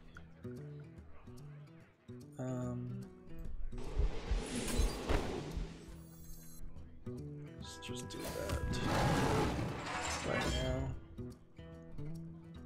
Then return. Time waits for no one. I don't know if there's really anything to say though about Skytorn. It was expected to release for PC, Mac, and PlayStation 4 at some point. I'm not sure it ever had a release date. It does kind of go to show that even if you did have a successful, or at least critically acclaimed game like Celeste, I'm not really sure how actually financially successful the game was.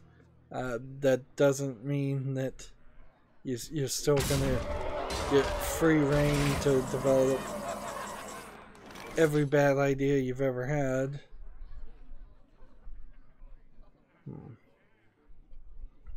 Let's play this and this. That's exactly what I need.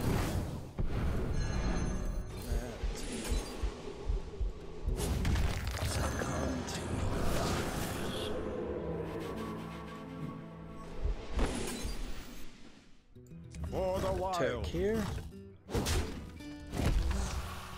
I have like 9 durability. Can you get up to 10 durability? That'll be an interesting attempt. My hand is full. TechRaptor has an article. Steam has ended support for Windows XP and Windows Vista. Sorry to all those suckers in 2019 still running XP or Vista. Even if you were running XP and Vista for some reason, I don't think it would be a legitimate reason to also be playing games on your that PC. Let's do this.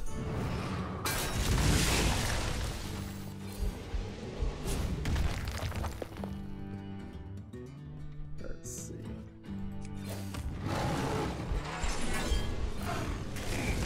For the wild. I don't think there's really anything else to report there. They'd already announced that that's what they were gonna do. Maybe they didn't give enough time in some people's minds, but I mean, Windows, I don't think was supporting XP or Vista either. I don't think Microsoft was supporting them, even if you had some kind of special contract. I don't think you would have. I want to play this card. Haven't played this one before. So eat a minion from your deck and gain its stats. Death Rattle, add it to your hand. Well, apparently I had no minions in my deck. Which that does make some sense. 10 durability. For the wild. Job done. Next we have a game on Steam called Breacher's Story, which looks like it's a text mostly based game. That doesn't inherently mean it's bad. It might have a style here with the text messages. It's an interactive narrative in social engineering. I'll put this on the follow list and we'll see. $5.99. It's probably too expensive for what it's offering, frankly, but I'll give it a chance. Let's see. Gain stealth until your next turn. Play this. And play this. Here and here. I guess at 99 this probably would stop. But I don't think I could get this actually up to 99.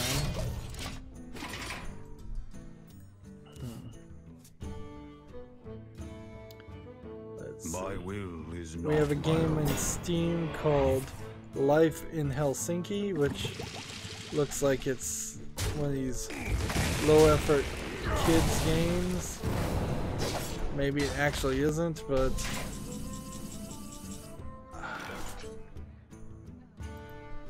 yeah, nothing here really looks appealing. Like it has any kind of gameplay mechanic at all. It's $3.99. What do you freaking do in this game? It's just tagged casual, which strikes me strange.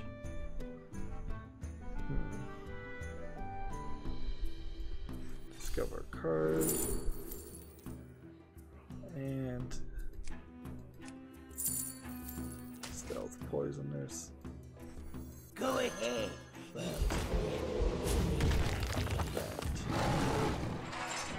And return. And what's weird, about Life in Helsinki is it's from the exact same developer as Breacher's Story. And seeing those two games, and I was iffy about Breacher's Story, I'm totally not iffy about Life in Helsinki. I think I'm willing to remove both of those from contention, because clearly, if you're capable or willing to put out two extremely different games on the exact same day, you're probably not making a quality product. Alright. Destroy this. Hit that. Hit that. For the wild. Next we have a game on Steam called Battle Mage VR, which looks like a low effort VR game. Just poor polish. Lack of polish going on here. Early access, $10.49 discounted. Yep, I'm not going to put that on the follow list. Alright, let's see. Here. Here. There. For the wild. One more turn. One more turn and I've got a victory.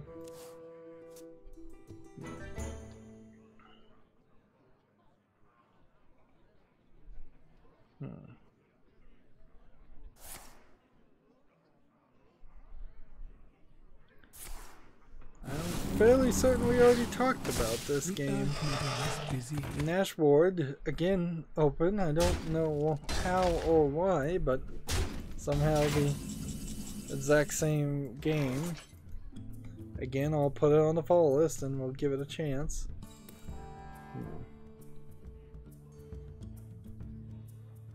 Let's see.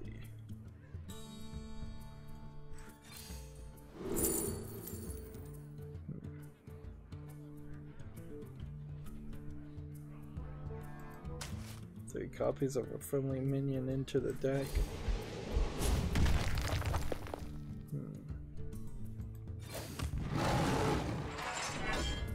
For the wild.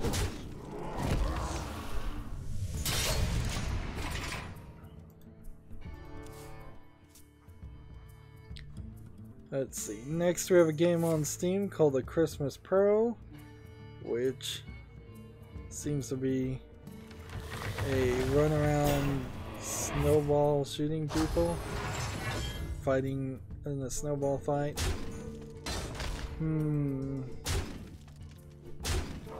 I guess I'm gonna be generous and give this one a chance, but in all likelihood this is probably not really worth playing. Does this have single player? It says it does. This game is $4.49. I seriously doubt that would be good enough. Right, do this. I need to play this, so we can do that. So we can do that. And you.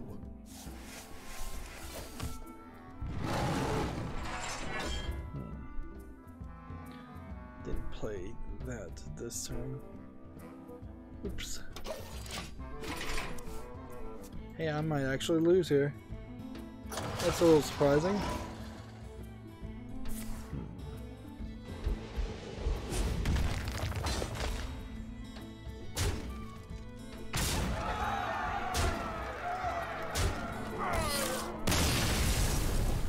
Arg.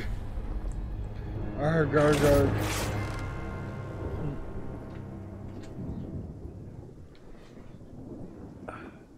Well, the good news is, while I may have to do some stuff off screen, for the most part,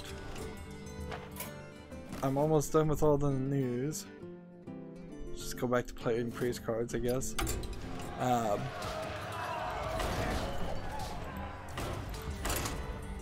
And yeah, when I'm done with the news, I'll just end the stream and I'll do the rest of the stuff off screen after I fall asleep. So later this evening, I imagine.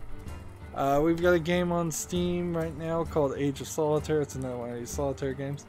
Honestly, I don't know if I could, how many of these I really want to play.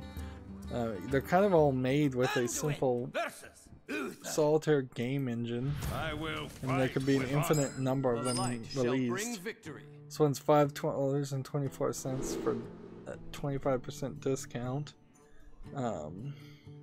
It's lacking a little polish over here. So, can I ignore this? I think I can ignore this.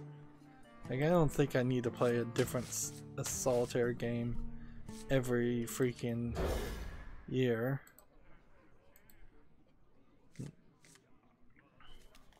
Next, we have a game on Steam called Hiking Simulator 2018, which this is just an asset flip of a snow mountain.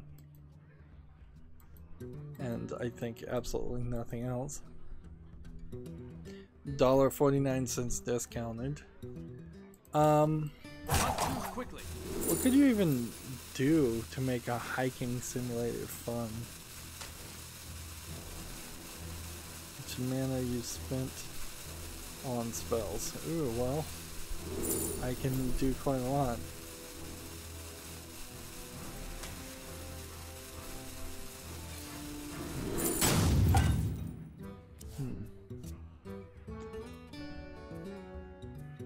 There was one game that was kind of a hiking simulator that came out a couple years ago. Was it called The Journey or something? I still want to play that. From Peter Marl, newest company.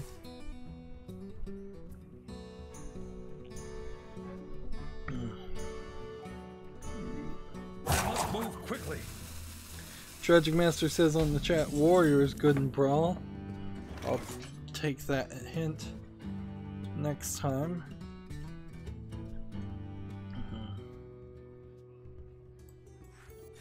Yes.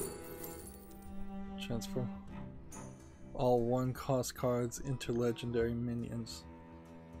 Ooh. That'll be interesting.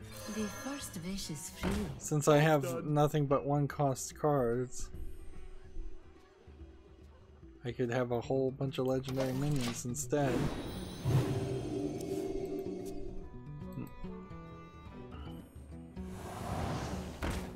Let's see. We have a game on Steam called Mad Hunting Simulator VR.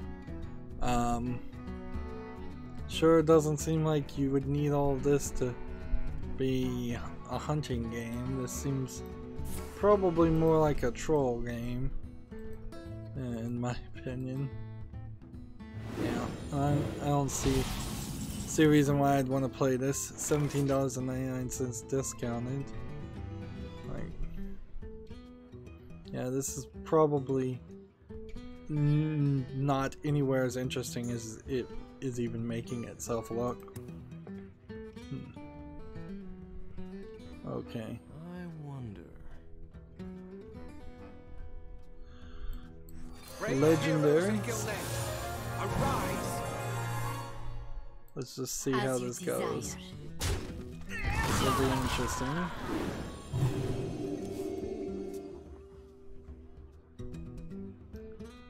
We've got another Chinese game, it looks like, with all Chinese letters. What does it say? RPG simulation strategy game of some sort. Doesn't look like it's much. It's $7.19, and it's simplified Chinese again. So, yeah, nothing there.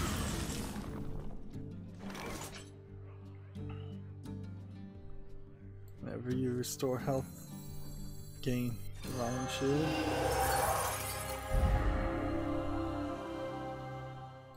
Never surrender.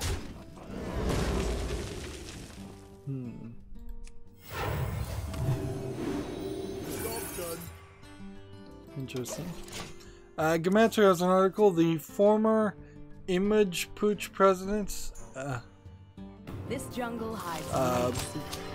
It's a new company, Mikage, M-I-K-A-G-E, to announce a new title around February 9th, 2019. I don't know what Image Pooch is, though. Image Pooch went bankrupt in 2015.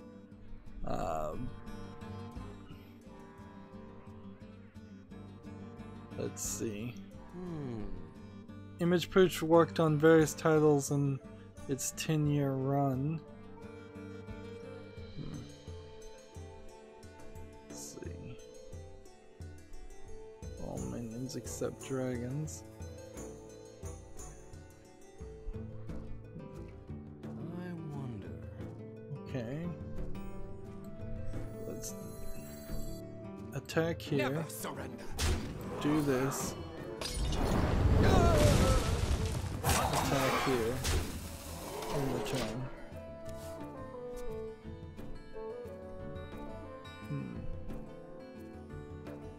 Image Pooch worked on various titles in its 10 years run, including Sega-owned 7th Dragon series, the Marvelous-owned Luminous Arc series, the Bandai Namco-owned Time and Eternity, the Capcom-owned Last Ranker, its own properties such as Soul Trigger and Stellar Glow, and many more.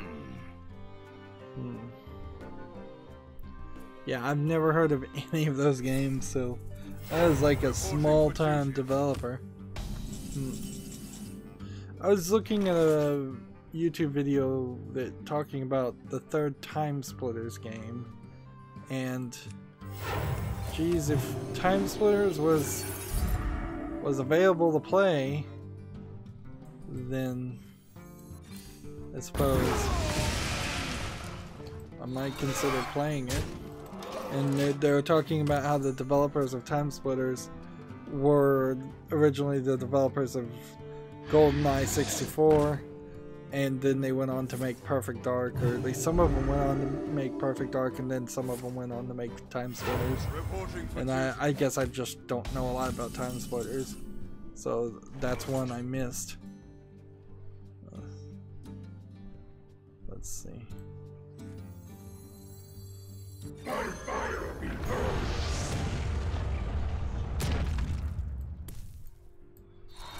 And then I was also watching a video of Bayonetta 2 and thinking to myself, boy, it would be nice if Bayonetta 2 came to PC before Bayonetta 3 came out, which allegedly that's coming out. Let's see. Let's see, Tragic Master said, I just played Prince Liam, so many legendaries. Yep.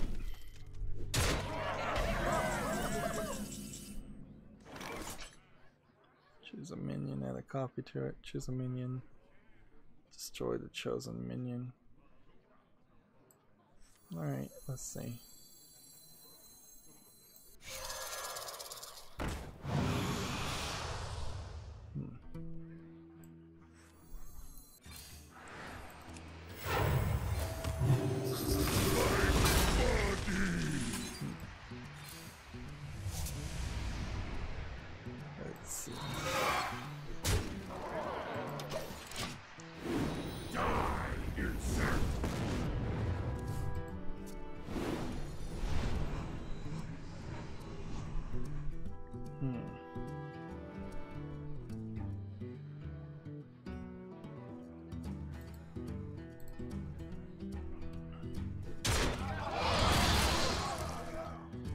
Better win. If I somehow lose here, I'm gonna be rather upset.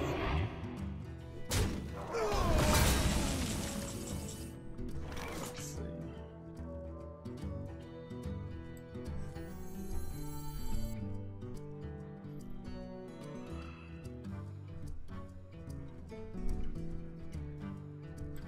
Let's see what happens when we play this and then play this.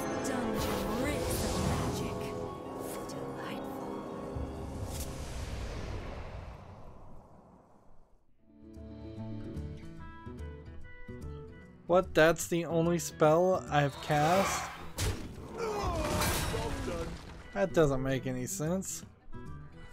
I've cast way more spells than that. I've been casting Discover a Card spells this whole time. And heal spells. That's ridiculous.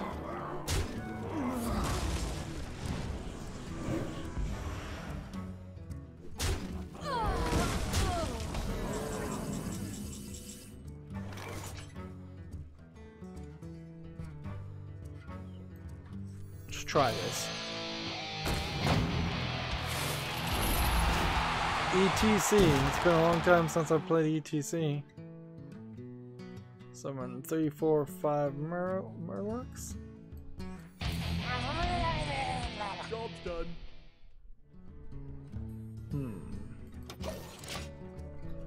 Well, we have a game on Steam called Inch by Inch, which seems like it's something, but I can't even really tell what it is. Produce antidotes. Looks like it's a VR game around working in a lab. It's $2.99. It's not even VR.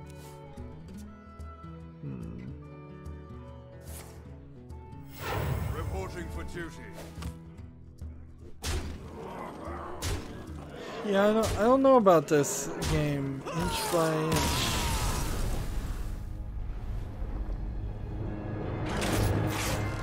You play a shrinking scientist in a race against time. Can you find the necessary formulas and ingredients to produce the antidote and stop the shrinking before you're too small to operate the lifespan-saving lab equipment? Well, that's a crazy idea, but it's crazy enough that it might just be interesting. So, let's see, he said warrior. Warrior's good, we'll play warrior. I'll give Inch by Inch a chance. Got about 5 more games to cover. Here we have another Chinese game, The Sybil and the Sixpence. That didn't look like that was translated very well. And like every single screenshot here is just slight text changes, which makes me think this is a text-based game for 66 cents in simplified Chinese. Generally, you don't see even cheap Chinese games this low quality. And this is a nice background, I'll give them that, but if all you're doing is changing the text on top of it, which is what this seems like it is doing, that is pretty bad. They're saying it's a 15-minute experimental game for 66 cents. That's hard to justify. Like that is still a high price. Next we have a game on Steam called City Defense, which looks like it's probably just an asset flip game. Top down twin stick shooter, even if it isn't, so we already kind of know it's not my cup of tea. What now?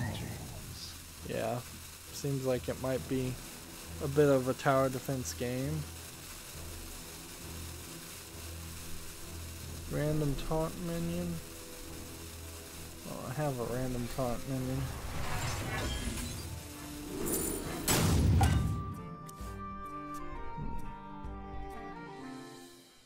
So no to city defense. Next we have a game on Steam called Blade of Acrimony. Now I almost would be willing to say this is an art style in this one scene. We'll just have to see what the rest of the game looks like. Not impressive. Looks like it's just another RPG style game. Boring looking. $7.99 discounted. We need a taunt minion.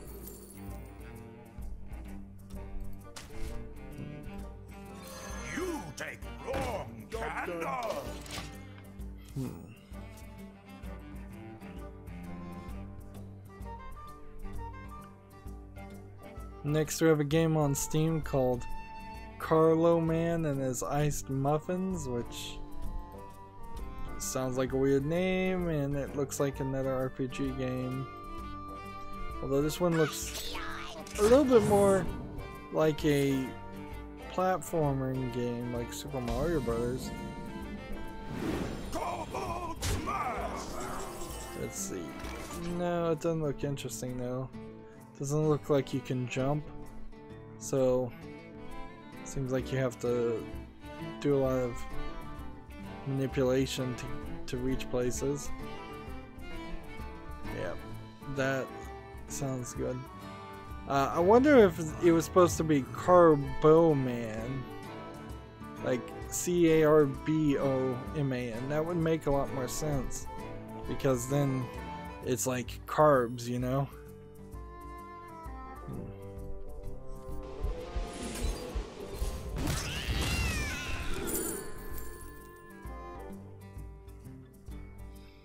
I need to discover a taunt minion desperately. Job done.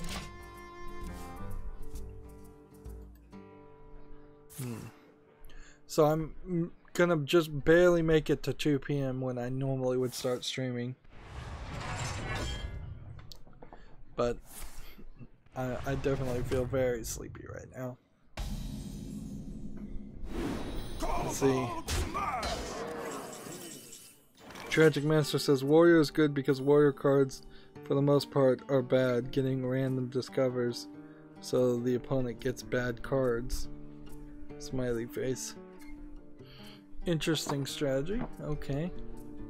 There's this spiteful strategy going on here. What now? Alright, give me... gain that much armor for each card in your opponent's hand. We're gonna take this and give it this.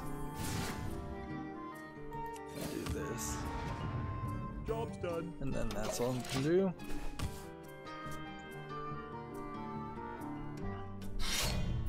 Next we have a game on Steam called Nitro Inc. Toho Micro Games. This looks a lot like a WarioWare clone. I'd be willing to give a WarioWare clone a chance. These micro games where you have to do actions very quickly before time runs out. I mean, it was a simple enough concept. I'm surprised more people didn't steal the WarioWare idea. In fact, I wouldn't be surprised if this is just straight up plagiarism of some of the micro games in WarioWare, where they've just changed very little. It's coming soon. I'll put it on the follow list. I guess it hadn't really occurred to me that it's possible that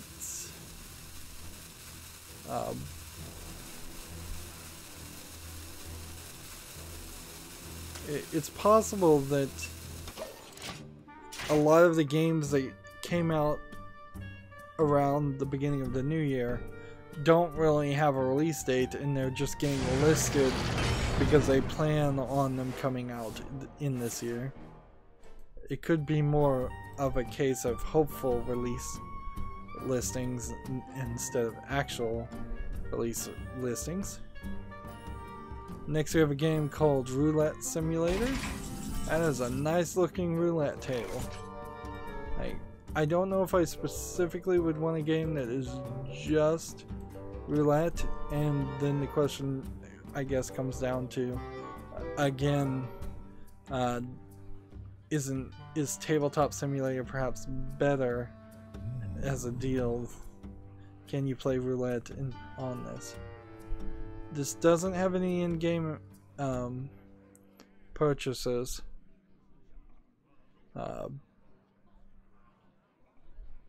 It seems like it's just $9. What now? $9 is really high for just a shiny fancy roulette table. I think we could probably skip on this though. Like, there really wouldn't be a lot for me to say and criticize.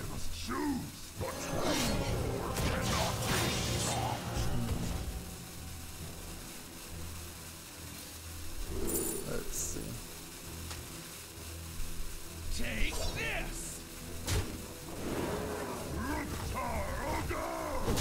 There we go.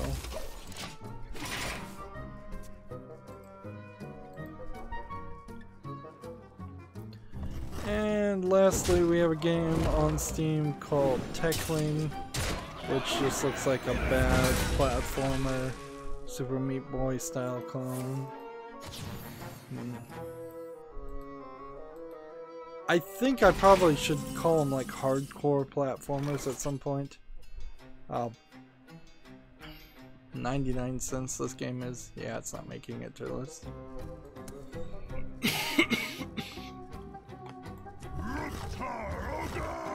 Let's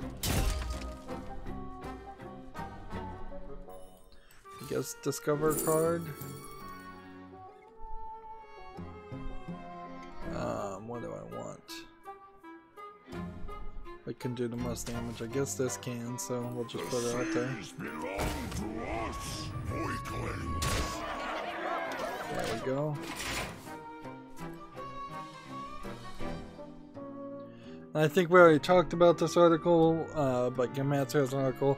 Monster Hunter World X Assassin's Creed collaboration announced. Both, let's see, there will be some items that seem like they're traded between the two games.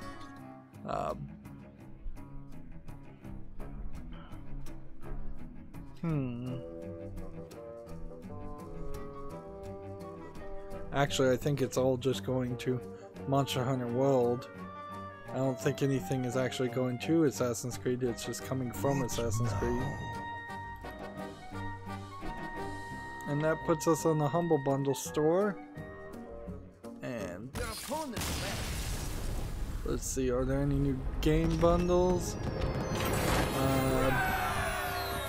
There's a book bundle if you want to learn Python 2019 from Pockets. Let's see what that bundle actually looks like. Python's probably a decent language to learn if you want to learn programming. Although it does have some problems that I think need to be updated and enforced in its style guides and requirements.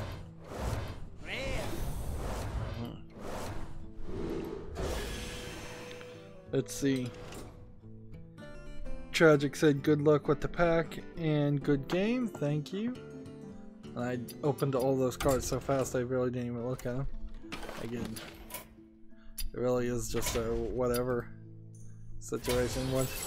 We know so many of these cards I already have, so at best I'm gonna have a couple new cards that are legitimate. Like Discover a Secret. Cost one less. And this is a gold one. Can we disenchant this? Yes, we can. Get some dust back. So I need to go back to the European account and play the Tavern Brawl. I need to play more priest cards. I need to get a victory with the Druid or Hunter. And I need to get 2 more Tavern Brawl victories. And let's see. There is a Stardock 2019. Let's see. Humble Bundle, which would get you Sins of the Solar Empire, and Galactic Civilizations 2, and Galactic Civilizations 1 Ultimate Edition. If you pay more than the average of $9.87, you also get Ashes of the Singularity Escalation and Galactic Civilizations 3. And if you pay $13, you get Offworld Trading Company, Game Gold Bundle, Galactic Civilizations 3 Intrigue Expansion, Ashes of the Singularity Escalation Epic Mac Pack DLC, and Ashes of the Singularity Escalation's Turtle Wars DLC. So that's a lot of stuff from Stardock if you want to play space games. And yeah, there's no more Humble Bundles things to talk about. And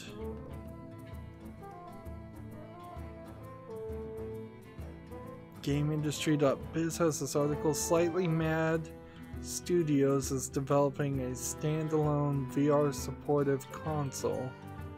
Interesting. We'll talk about that on Friday. And I just want to see if there's anything else updated on the news. As I'm scrolling down. So apologies if I just sit here for a second.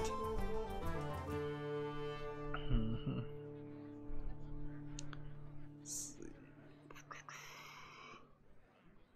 Was there anything else I wanted to mention?